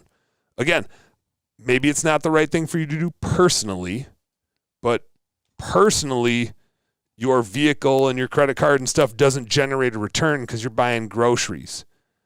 In your business, every time you're spending money on marketing stuff, on recruiting stuff, on an office person, on supplies, it's all geared towards making you money. And if you can't go do those things and get customers and employees, again, you're not going to make any money. It's okay to borrow money at one rate to go earn money at a higher rate. So throw out the Dave Ramsey in your business. Dave's awesome.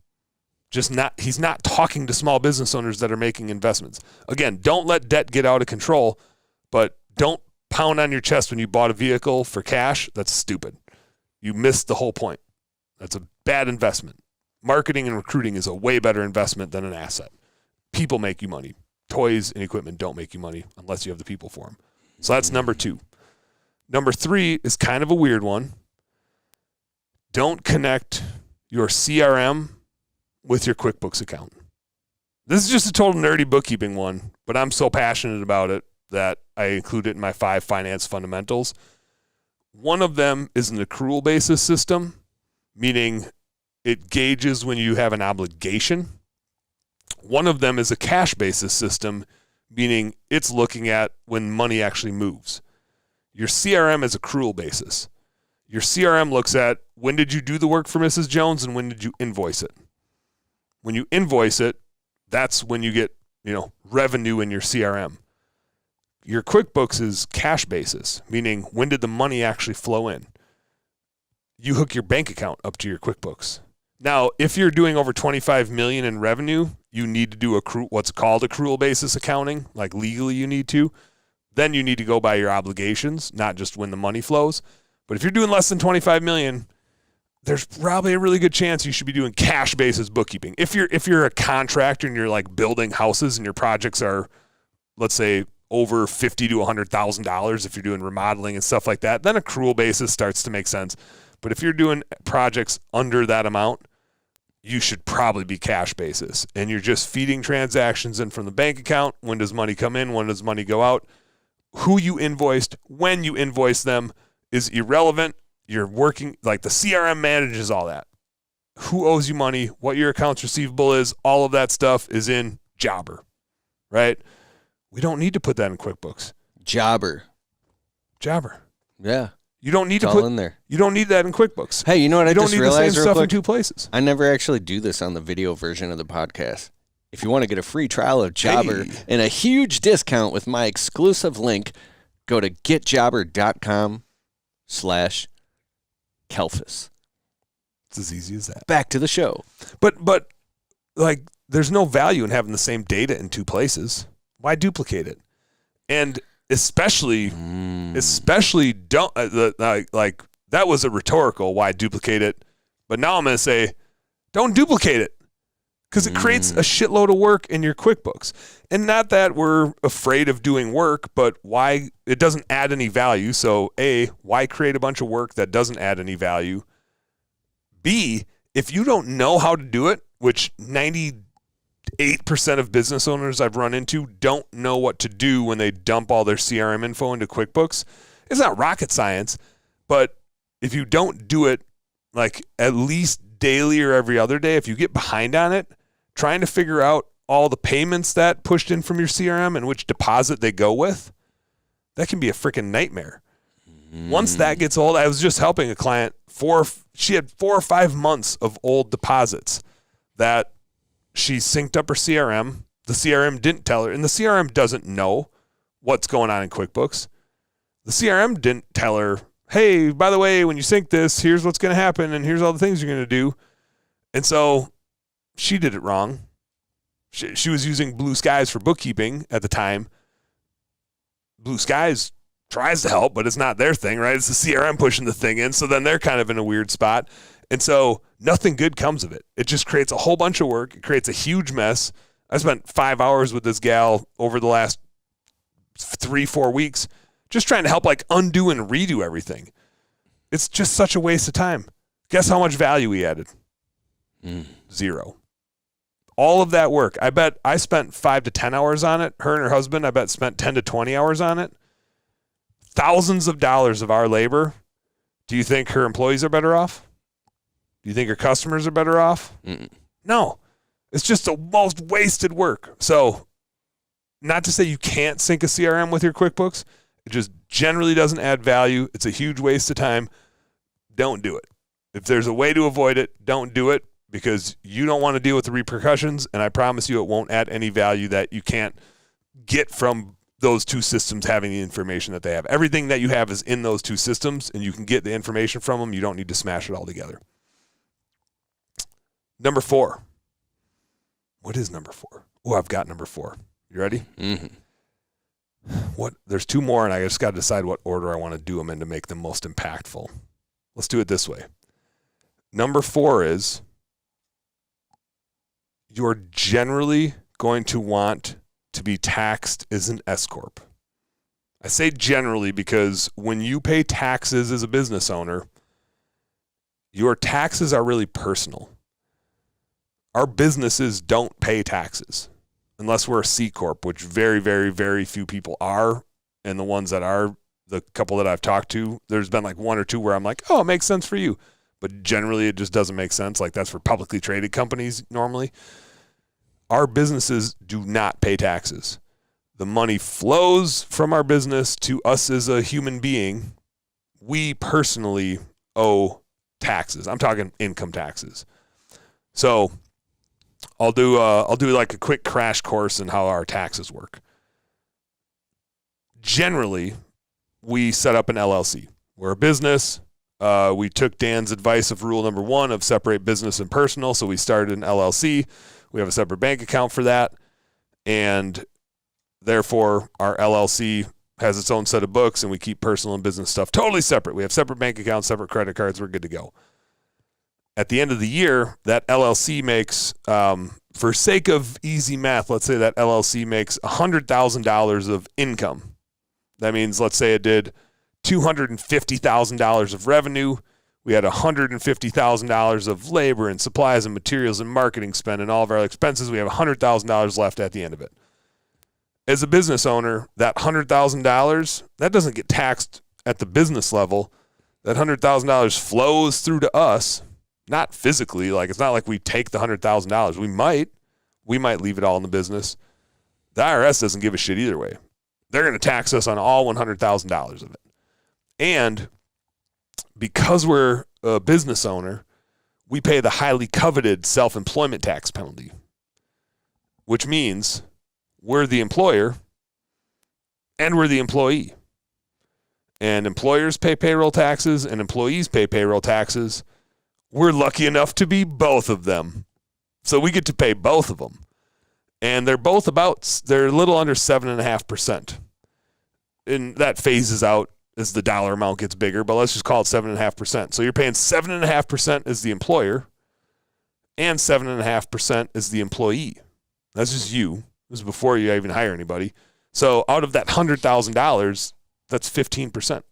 That's $15,000. That's payroll taxes. That's not even your income taxes for making money. That's just you being an employee/employer of your business.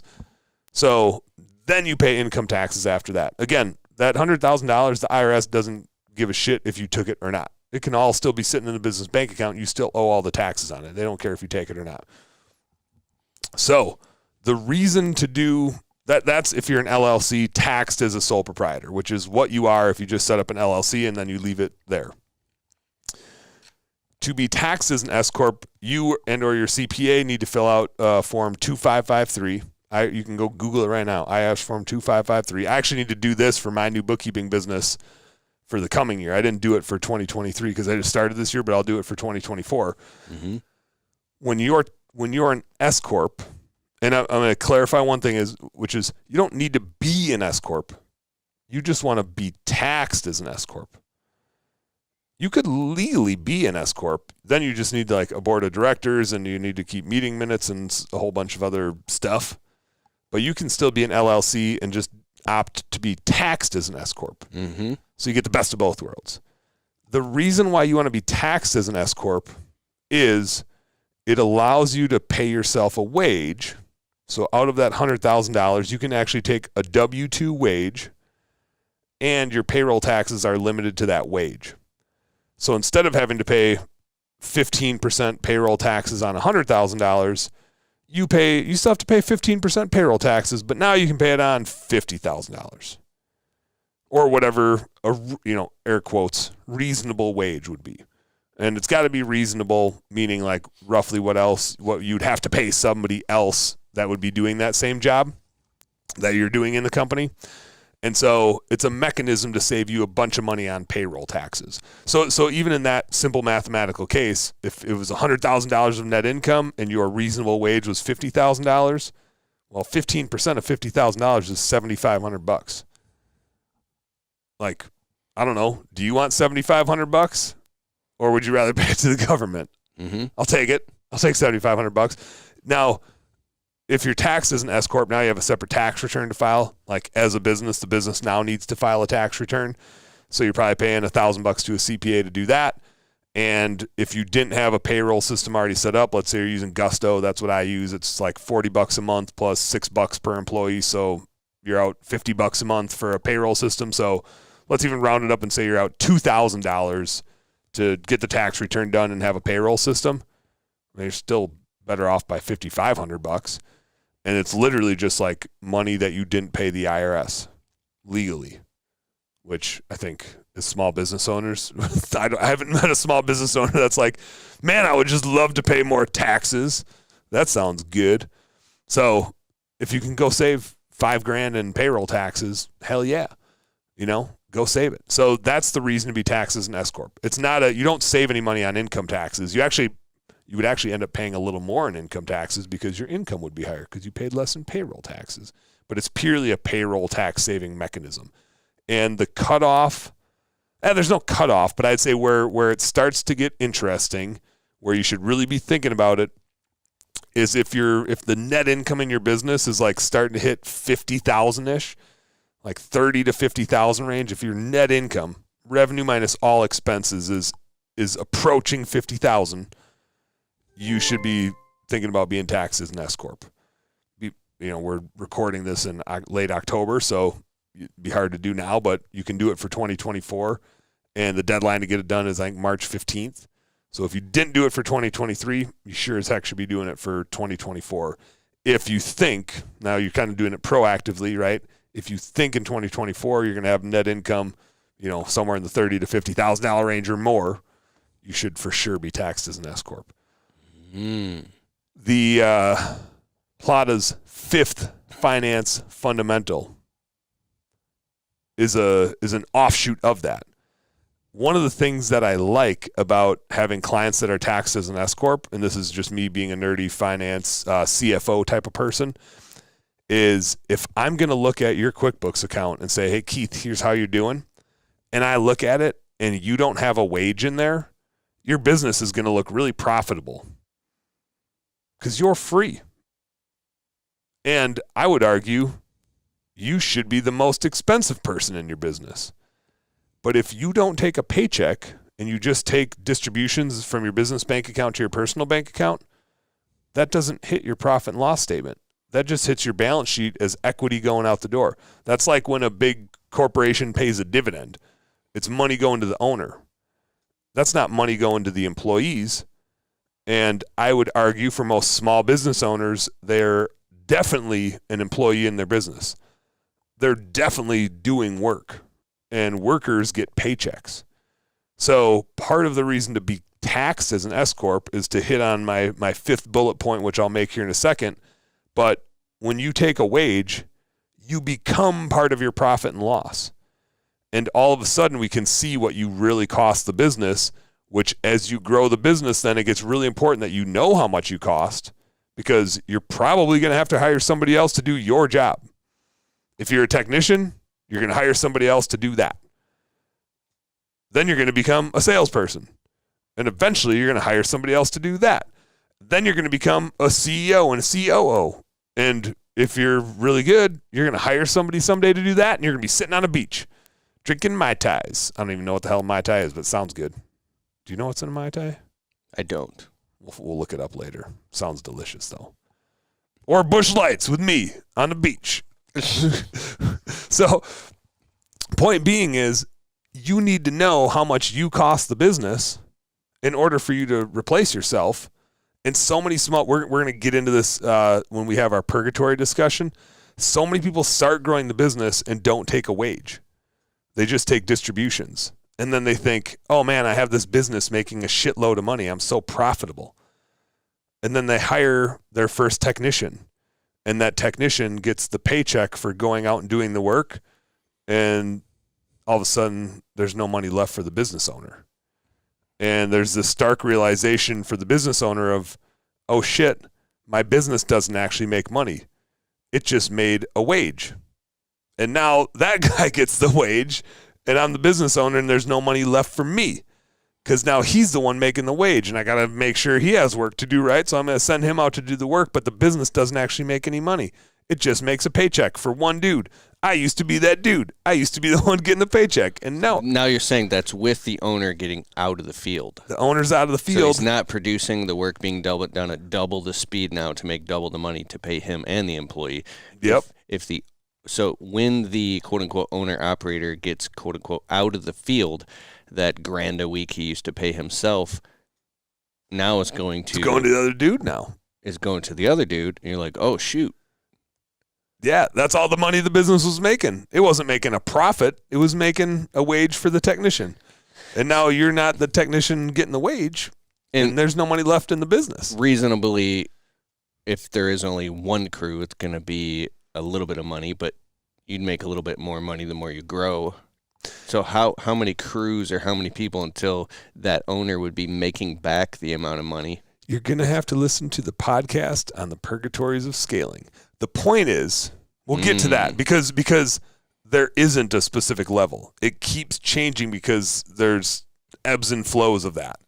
There's different levels where you need to hire different people, and there's periods of great profit and periods of really shitty profit. And that's not just when you hire like the first two technicians, first one or two.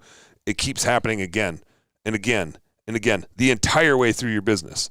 There's peaks and valleys. Mm-hmm. Because if there comes a point where you have to hire somebody really competent in the office, or like, or an operations manager, somebody to, boom, that $65,000 you're gonna have to pay them takes your super healthy profit business is stuck, because that's a purgatory of scaling. Purgatory. And now you got to make that higher, so then you got to grow your way through that. Yep. What was the fifth P again? The fifth one is all of that. The point of that is you need to understand when you're the owner and when you're the operator. So often we define ourselves as like with a badge of honor of I'm an owner-operator. Those are two different things. Owners don't have jobs. Owners don't get paychecks. Do you own any stock, Keith? Yes. Stock market? Yes. What do you own? Tesla, Apple. All right, Tesla. When was who's the Tesla dude? Elon. When was the last time Elon called and was like, "Yo, Keith, I need you down at this"? He's never called you. Mm-mm. You've never showed up late to work for Tesla? Mm-mm. Have you ever gotten a paycheck from Tesla? No. Exactly, because you don't have a job there. You're just an owner. You own stock in Tesla. You're an owner. You don't. They've never called you to show up at the warehouse, to move a box, to wrench on this, because owners don't have jobs. Owners don't get paychecks. Owners are investors. They put capital to work in a business, and the business takes the capital and does businessy stuff with it. Now, we're all owners, generally, of the business that we operate. But we like smash being an owner together with being an operator. Day to day, we're just an operator. We're a technician. We're a salesperson. We're a general manager. We're a COO. We're a CEO, right? We're everything. As we scale the business, we slowly hire some of those roles out. We're still an owner, right? The owner gets the profit. But we're also doing a job. Us doing the job, we need to get paid for the job that we're doing. Because for us to build a scalable, profitable business, we need to make sure that our business can afford to pay somebody to do that job. If we build a business that literally can't afford to pay somebody to do that job and make the owner money, eventually we're going to hire somebody to do all the jobs. We might build, I've seen this happen before, might build a $3 million company. Sounds great, right? Well, not if you build it to just make enough money to pay everybody's wages and there's no money left for the owner. Because at $3 million, you might hire a CEO. Now what? Now there's no money left for you if you didn't build a profitable enough business that can make a profit and pay everybody's wages. So it's super important. And the reason why I stress right at the beginning, separate business and personal, this all kind of builds on itself. The reason to do the S-Corp thing is because you need to know what you cost the business, because someday you're going to hire somebody else to do your job. And you might take a different job in the company, but that's only going to happen for so long until you exit the company. Now, you can still own it even if you don't work in it, right? You own Tesla and you do not work in it, because working at a job and owning a business are two separate things. And our small business is no different. We can own it and we can have a job in it, and we usually do both for a period of time, but it's important that us as an operator gets a paycheck for doing that job. Us as an owner gets to decide what to do with the profit. But for us to be able to decide what to do for the profit, there needs to be some damn profit. So we need to build a business that can make a profit after it pays all the employees, all the supplies, all the marketing, all the recruiting, all the infrastructure, whatever it is. There also needs to be profit left so that someday we can be sitting on that beach drinking Busch Lights and the business is still sending us a dividend check once a quarter or whenever it does. So the fifth thing of Platta's 5 finance fundamentals is know when you're the owner and when you're an investor and when you're an operator. The owner and investor is just making investment decisions. Are you going to put more money into this business that you also operate? Or are you going to go buy a boat? Or are you going to go on vacation with your family? Or are you going to invest in another business? Right? Like I have best damn bookkeeping, but I also am an investor in Higher Lead Chill. I don't have a job here. In Higher Lead Chill, I don't get a paycheck. I'm just an investor. I'm a mentor. I'm a coach. I don't get a paycheck. If we distribute money, I'd get some. But I don't show up to work there. I talk to Sean, see how he's doing, see how I can help. Over time, I probably need to check in with him less. At some point, he'll probably buy some shares in it and be an owner in it too. But I'm just an investor. I'm just owning Tesla stock. I'm a little closer to it, and I can influence it a little bit more. Best damn bookkeeping, I own 100% of, but I sure as hell have a job there. Right? I am the operator. I'm the owner and the operator. I'm not an owner-operator. I'm the owner and the operator. So can you say the 5 real quick again? Just boom, boom, boom, boom, boom. Boopity boop, boop. Number 1, separate business and personal. Mm-hmm. Number 2, don't be afraid to use debt wisely. Debt in your personal life, debt in your business life are 2 totally different things. So in your business life, don't be afraid to use debt wisely. Number 3, for the love of God, don't sync your CRM with your QuickBooks. Number 4, what was number 4? Number 4 was you probably want to be taxed as an S corp. Sorry, I have a hard time like keeping my pinky down doing the 4th thing. I'm gonna just do this. Oh, yeah, it's hard to do, isn't it? Yeah. Here. You're funny. No, so I can do it with this hand. Yeah, I can do it with my thumb. But I can't do it with my left hand. I can keep all my fingers open and my pinky totally down. I can't. But with my right close. hand, I cannot put my pinky all the way down, and it pulls my other. Pulls your other one down. That's crazy. All right, now what was number 5? The things we learned. So number 4 was you probably want to be taxed as an S corp. That one, verify with your CPA because it gets into personal finance stuff too. Mm-hmm. And number 5 is kind of an offshoot of that, which is you need to know when you're an owner, know when you're an operator. Part of it is doing the S corp thing and taking a paycheck, so you know when you're operating the business and what it's worth, and also understanding that you're just an investor. You could invest in the business you run. You can also invest in any other business you want too.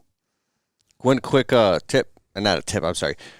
I have a friend who's got a tree service business, and that type of business requires most of the time, until it's like a totally different animal, the owner, who's the expert tree guy, to be there. Oh, yeah, that one's an intense business. Yeah, and it's a safety. It just So it's usually the owner-operator mindset permeates that business, and the whole goal of that is to get as much fucking equipment as you can to like heavy duty ass equipment, and you can go really, really, really far as the owner operator. But then the second you try to get off that job site and leave it, I'm not qualified to talk past that point.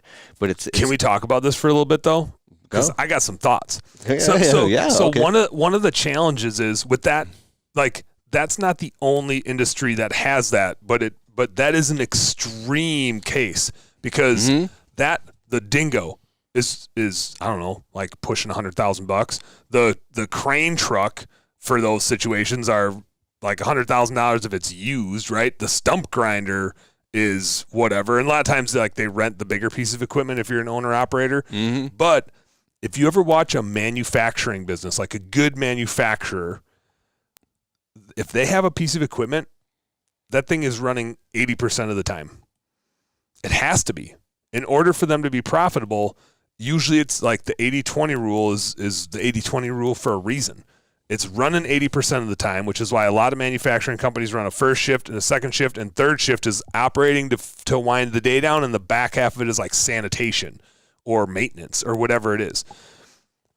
We throw that out the door a lot of times in the service industry, but like to our detriment. When we have big capital assets like that, we should be doing the same thing. That thing needs to be running like 80% of the time. And so sometimes the challenges that those businesses have are they have all this equipment, and yeah, they can go pretty far, but they're super strapped with expensive assets. And those assets generally aren't operating all the time. And so their cash flow can struggle as a result of it. Now, because they can usually have a pretty big average job size, they can still bring in quite a bit of dough, but they have a hard time scaling because how the hell are you going to hire a guy that can use that crane truck, that can run that stump grinder, that can run the dingo thing, that can climb that tree, right? Like, you're trying to hire somebody that otherwise just might as well be a business owner. If they could do all that stuff, they would just run their own damn business, right? So now, man, you're speaking some truth right now. Dude, in that tree space, if you look at it, though, it tends to be a bunch of solopreneurs and a helper, right? It's the solopreneur that can go do everything, and then he'll hire a helper to do, like, the onesie-twosie stuff that's easier to train. Yeah. Or it's a $30 million business. There's a lot of $10 to $50 million tree care and tree removal businesses that are massive, because they had enough to like scale those assets, right? In general, and this again, the tree care industry is an extreme case of this, but this happens in window cleaning and pressure washing, right? There's a lot of dudes that will do window cleaning, and then they do pressure washing, and then they do some, one of the funny things we tried to do was driveway sealing. Because we had like 2 months of lull, like slow time in the summer, like August and September was always slow for us. And we're like, we got downtime. We should do driveway sealing, right? Such a like when you're smaller, you branch out into everything. And you can when it's like you and a helper. The problem is it causes you to buy all these assets that you can't possibly use all the time. And so it sucks all your cash flow dry, and you end up just being a stockyard of toys that you're not using all the time. A way smarter decision would be like, we're going to be the stump grinding kings of the North. And all we're going to do is stump grind. And I'm going to scale the shit out of stump grinding. And anytime any other tree care business needs a stump ground, we're going to be so good at it. And that's the only piece of equipment we're going to have. And we're going to have one of them, and then we're going to have two of them, and then 3, 4. And I can train the dummiest dummies to grind stumps. I can't train them to run the crane truck and do this and know how to cut that tree and do this and that. But I know I can train. I'm just talking on my ass here because I've never ground a stump in my life. But my point being is I could train that. If all I did was that, I could probably grow $1 million business in a couple of years just doing that, right? Wow. But if I tried to do all the things, sure, I could do all the things. Dude, he ain't never going to do it. My buddy had a genius idea for a business. What's that? He ain't never going to do it, so I'm just going to say it because he done told me this shit a couple times 5, 6, 7 years ago. Yeah, it's over. It's over. Yeah. To be a service, my right foot's twitching, telling me to shut my mouth. That's how you know? Yeah, I've conditioned myself through neurolinguistic programming when to shut the hell up. Anyway. So I shouldn't egg you on to tell us? Well, okay, it's a Johnny on the spot. It's a basically for landscape and tree services and stuff that I'll just shut up right there. But I think that's a thing, you right? You can build relationships with hundreds of companies. Yeah. And it kind of like, I'll just stop. All right, keep going. Yeah. But I mean, that's a real thing because so many of us get into it, and when we try to build it based on our skill set, we can do a lot of things. That's why we're a small business owner, right? We like it. Again, I don't like systems and processes. I like jumping around and doing this and doing that and breaking this and solving this problem. That's not scalable. How many people can go do that? Very few, right? So if you're in the tree care industry, you're going to have a really hard time finding the guy that can like climb that tree and then run that piece of equipment and then do this, and you're going to pay him $20 an hour. Bullshit. He's just going to go start if he's that good, he's going to go start his own company. But you could hire some rock climbing guys to go do your tree work, and you could hire somebody else to go do your stump grinding, right? And so part of our challenge as we scale a business like that, especially a capital intensive business, and we're just picking on tree care right now because we got into it. But it's such a capital-intensive business for all these pieces of equipment. And so that's why you see this huge gap between, there's some massive companies in that space, like some massive companies in that space. You can get huge in that space, and then the assets aren't really that heavy on your balance sheet. But it's really hard to be an average-sized company in that space and do everything. You don't have the scale to do it. You're better off like picking the things in that space that you're going to be really good at. And I'm just talking about this from my experience in maid service and window cleaning and pressure washing. We spread ourselves thin. Like I said, we tried to do blacktop sealing. Stupid. We tried to have businesses across the country doing less than $1 million. Stupid. Like, we spread ourselves thin in so many dumbass ways. In hindsight, if we just literally would have been like, all we're going to do is clean windows, and we're only going to do it in Minneapolis, and we're only going to do these size of houses, and that's it, I bet we'd have a $10 million window cleaning business right now. Instead, we had $3 million worth of problems spread out across 8 locations across the country. It's like, tree care is no different. We, as a business owner, when it's just us and we're small, we have the luxury of, we can do a lot of things. As we start scaling it, we start to realize, like, oh shit, I can't hire a person to do all that. I can't hire an office person to know that stump grinding happens like this. But when we do this type of tree, we have to do it this way. And that type of tree might have this disease. And so here's the thing that you need to know, right? I got a friend who's a super high level arborist, and he has to sit down himself and personally write up these quotes. I bet. Because he's describing, this Colorado spruce has cytosper canker, and it has, rhizophyra or needle cast disease, or this. He's going on and on. He's talking about the remediation, and then he's talking about the girdled root, and basically how we're going to have to do a tree injection with this amount of this. And it's like, so he has to charge, I don't know what it is now, but it's probably like a $2,200 minimum to be able to even step foot on a job site. Yeah. Because of all that stuff. And there's stuff I just don't want to say. I will say this. So being a owner, operator, or solopreneur, whatever you call it, I've done tree trimming, shaping, thinning, pruning, sculpting, elevating. There's people that would say, you should never sculpt a tree. You're gonna go. We've done, like, I've probably done 1,500 removals and probably trimmed 10,000 trees. And I've learned a lot of stuff, and I've been around. It's stuff I don't share on YouTube, so I'm not an expert. But we've fucking removed some monster trees, bro. Stuff that, like, with cranes, spider lifts, 100-footers, bro. And what I learned was I don't do any of that shit anymore. We just do ornamental tree trimming. Small little trees you can reach with a step ladder and shit that the customer can't reach, that I can charge $250 or $350 per tree. Yep. And then we can get in and out within a few hours and do these trees because it's simple and it's predictable. It's not crazy dangerous. It doesn't require some high level workers comp. And then I can train other guys to come in and prune them and do the stuff. And and that way I'm not handcuffed to my service business, because I don't want to grow a monster tree company. Some dudes might, but they think that, like, sorry, you'll talk about the purgatories of scaling, bro. What I wanted to say and narrow it down to, we're just setting it up. We're just setting it all up. If you're going to do something, go after something you're passionate about in your heart, and you can see yourself doing this 10 years from now. Even if you change the role in the business, do what you're passionate about. Because if you're just chasing money, or you see some other guy who's making a bunch of money doing big tree work, and he's got these big trucks and a lift and a boom, he must be doing so good. Well, make sure that's really what you actually want to do. Yep. Go mess around with that for a little bit before you go, because you might realize you hate it, or you might realize you love it. But dude, we're gonna get into that big time on the purgatories of scaling thing. But to set that up before we get into that, we start in the service industry generally because we're like, oh, I'm doing a thing. I like doing this thing. I'm good at doing this thing. People pay me to do this thing.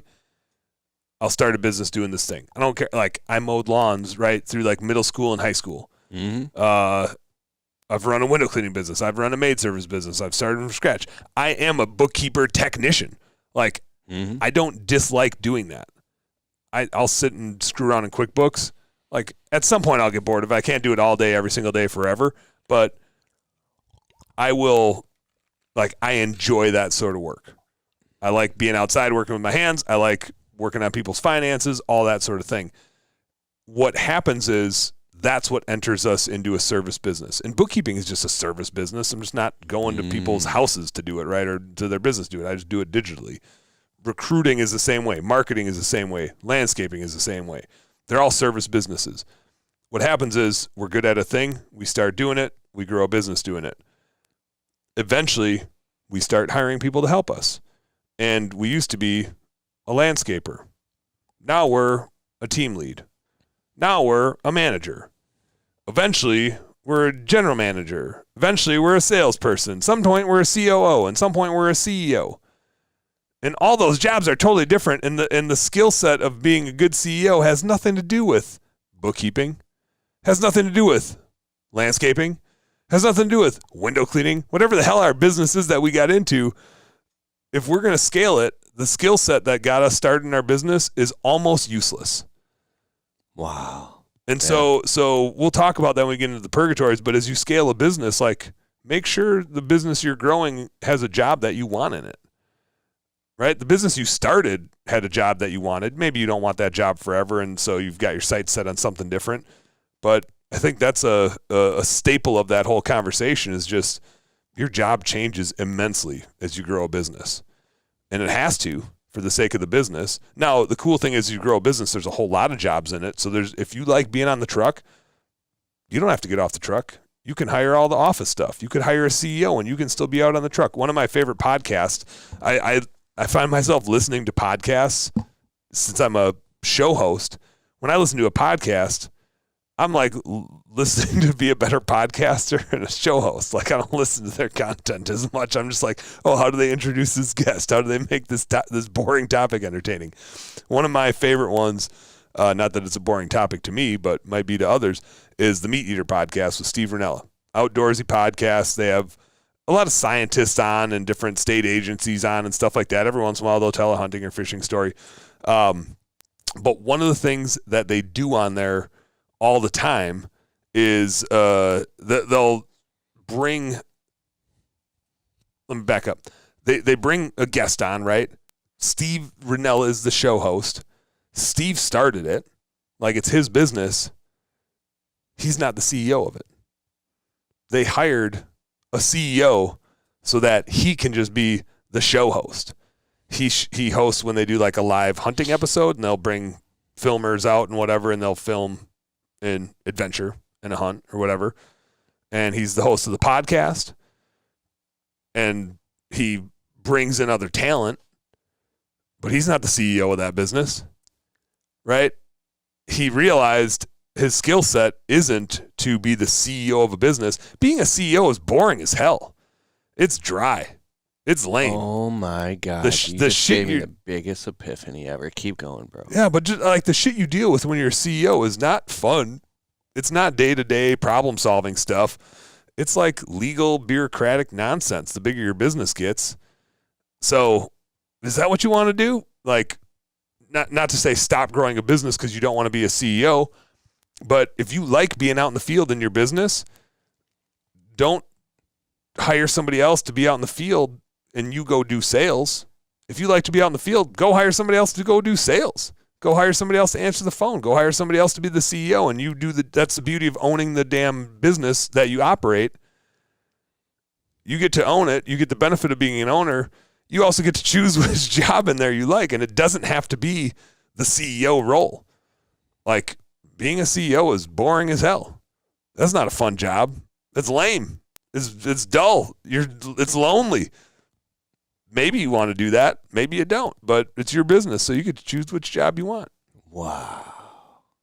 Choose the role that you play in your business and then hire the other roles. Who, not how. Empower by Dan Sullivan. Yeah. All right, what else for this podcast? You got anything else? I think we covered it. We got the 5 financial fundamentals in there. We got the what a bookkeeper does. We got best damn bookkeeping.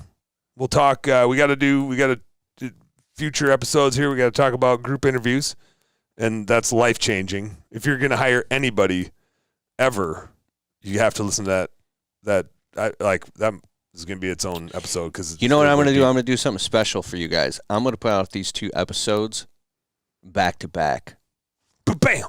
Yeah, it's going to be part 1 and part 2, or very, very close to each other. So if you're on Apple or Spotify and you're scrolling on the Untrapped podcast, then check this out. Also, if you would like to have this for your podcast, you can have all rights to it as well. By chance, if you want any of the content and you want to post it on your stuff. Yeah. Spread the love.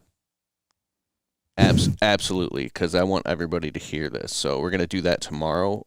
Dan's in town from Minnesota. We're going to go get some dinner, hang out, talk business, and we're going to be right back, and we're going to do this again.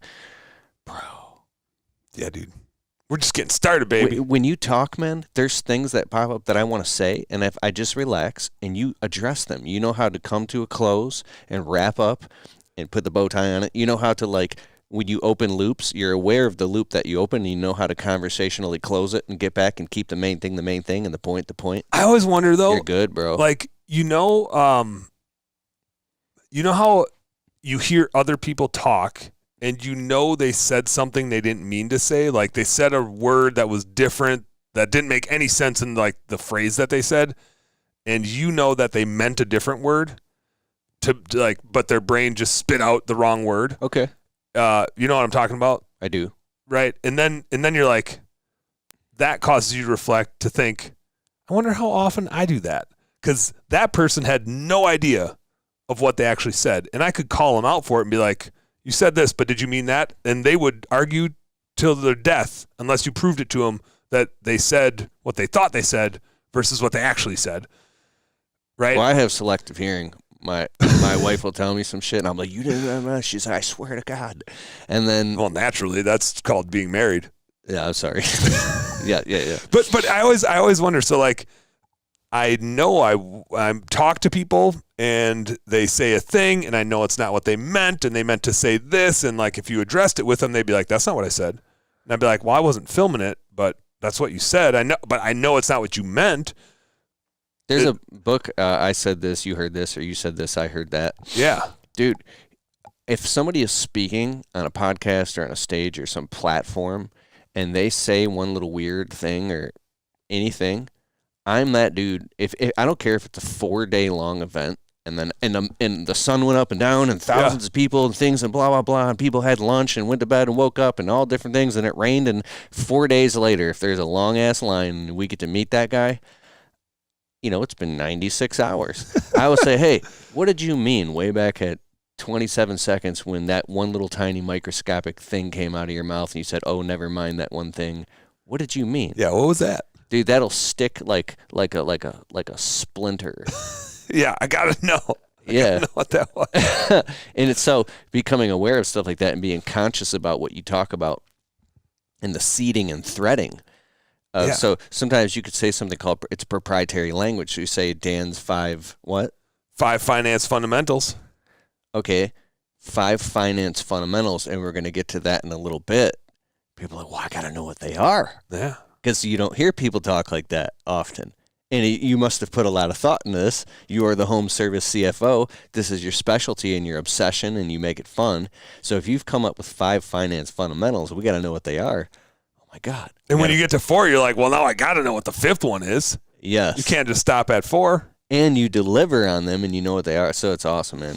So, but now I got to close that loop because, like you said, I started a loop and I got to close it. Okay. So you were talking about closed loops, and I'm well aware that I'm a very tangential speaker. Just like I don't like systems and processes. When I do my podcast, no script. I mean, kind of like this. Like, I got some thoughts. One other thing, you come with all the points, but in between the main points, you'll loosen and we'll just kind of banter and shoot the shit and then get right back on. It's like, it feels scripted almost at the point of your awareness. All right, keep going. It's in here, right? Which like our businesses often are too. Yeah. Right? Even if we don't have it all documented, like we know how it's supposed to be. It's all right up in here, right? This tribal knowledge thing we got going on. But just like you, again, like I observe people that say a thing, and I know that's not what they meant, but I also know that if I addressed it, they'd be like, that's not what I said. I also am well aware that sometimes I must open loops that I don't close. And I'm like, just like I know there's got to be times where I probably said something different than what I meant to say, but nobody told me, and so I'm unaware of it, right? Like I watch other people do it. It must happen to me. I can't be flawless. They don't know what happened to them, so it's got to happen to me too. Yeah. I just would never know it unless you told me, like, Dan, that's like, I think what you meant was this, but what you said was this. And then I'd be like, bullshit, Keith, prove it. That's not what I said. And then you'd be like, I can prove it because I got the technology here. And here, let's. No, you've been very good about what loops you open and close. And that's why I said my right foot's twitching, because I've conditioned myself a lot more than I used to be careful of. If I think of something, like I get excited and I think about this other thing. Oh, yeah. Shut up, Keith. Just stay on the main thing. Because I was on a panel at the Equip Expo last week with Brian Fullerton and Naylor Taliaferro and all these guys, and they know when Kelfus starts talking, you got to keep him on a tight leash, bro. Yeah. Because I'll go off into neuro-linguistic programming and hypnotherapy, and some people in the audience like that shit when I talk like that. Yeah. But there's a lot of other people that are like, all right, dude. Here he goes. And so there's some part of my ego. So I've learned this when you're talking to customers, just make it all about them. Mm-hmm. And how quick can we make this customer super happy for real so we can get the check and move on to the next customer? Because everything else beyond that is just, it's not really value added if it's not making them happy. Nobody cares, you know? Yep. Nobody cares. Bro. They just want the experience. How can everybody find you again right now? Go check out. Actually, by the time this podcast launches, I got to get my website up. I've been so busy helping clients, I haven't built my new website. But it will be, and the URL already exists, bestdamnbookkeeping.com. Dam spelled D-A-M-N. But I also own the domain for Best Dan Bookkeeping in case you type that in. Or if you don't like the swears, go with Best Dan Bookkeeping. Or you can go to calendly.com/Best Dan Bookkeeping too, and that just goes right to my schedule. You can book time with me to do a demo, nerd out for 15 minutes on your business, whatever you want to do. Calendly.com/bestdamnbookkeeping. Yeah. To book some time, nerd out on your business. If you are looking seriously to get help with your bookkeeping and to sign up as a client, and you want to know how this can serve your business, right? Yeah, there's a link on there for like an hour-long demo. And people like bypass that and they try to book 15 minutes, and I'm just like, no, you got to book the hour. A, you might be able to tell, but I talk a lot. B, your business is more complex than you think. And if we're going to get it right, we got to spend some time on it. There's no shortcut. There's things I need to know about you, things you need to know about me and how we do things. And so we're not dicking around. We're going to dive in. It's important. Some people might be like, but before I do that, I don't want to waste your time, Dan. How much is bookkeeping per month? You know, they said they can have some type of, they don't say, how much is bookkeeping? It's how much is this thing? Like, what is the range of bookkeeping costs? The answer is always, it depends. Because I price based on transactions and number of bank accounts. Like, how much activity do you have going on? I've had a guy doing $1 million in revenue, and his price was $160 a month. I had somebody doing $300,000 in revenue, and their price was over $400 a month. They were just super inefficient. They were swiping a card for every $2 on the planet. I don't know what they were doing. But so my bookkeeping bill is pretty high because I have so many bank accounts and so much shit going on and so many different the more complex it is, the more work there is to do. Yeah. And so it's not like a one size fits all. Like the process, I'll say there's a process, but every business is unique, right? So the bookkeeping has to be unique for that business. We have ways to organize it, but the pricing is going to address the uniquenesses of that business and what it takes to do a good job for that business. I will say it starts at $147 a month, and it just goes up in $25 increments from there based on how complex it is. And part of the reason why I spend there's an initial onboarding fee to sort through all of it and get it all. So there's a $500 setup fee to like get it all built out the right way and do the chart of account stuff, the right organization, the balance sheet stuff. If there's, I will say, if somebody says, hey, I heard you on Keith's podcast, they always get half off just for the Kelfus love. So it's like $247 setup fee for them. There might be an onboarding, like a historical fee. There usually is, because most people that come to me come and they're like, my books are a disaster. And most of the time they're not as bad as they think. But like I'm working on one right now that we're going back to the start of 2022. It's like there's a lot of historical work. So whenever we're doing historical stuff, I just bill it hourly. I bill it at $87 an hour. I mean, it's hilariously just like window cleaning, or maid service or lawn care or landscaping, like the rates are about the same. Like the business model is hilariously similar. So I bill that time at $87 an hour for like specialized technician labor to go back in time, clean stuff up, correct stuff, whatever it needs. And again, it's like every business is different. How far back do we need to go?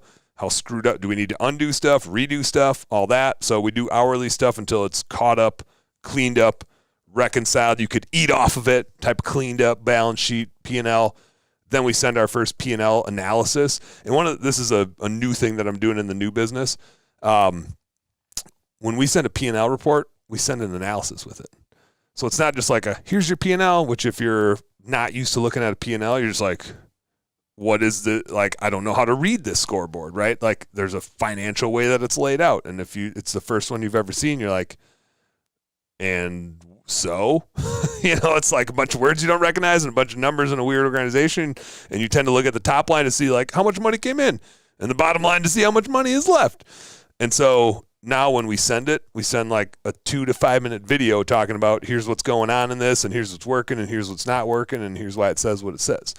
So a little bit of flavor for a little context, little help to the business owner, little finance nuggets.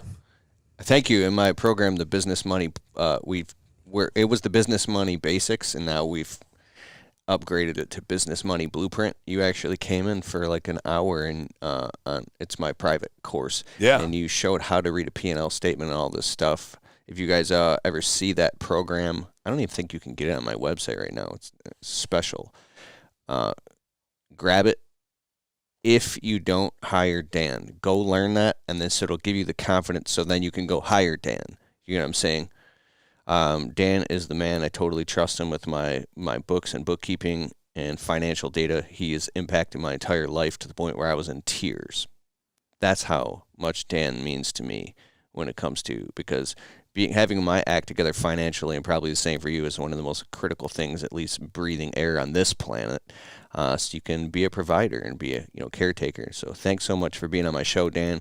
We'll be back again tomorrow with we got to do the group interview and the Purgatories of scaling. So we got like 2 deep topics tomorrow. And if you're watching this on the video, I'll put that link to that video below here.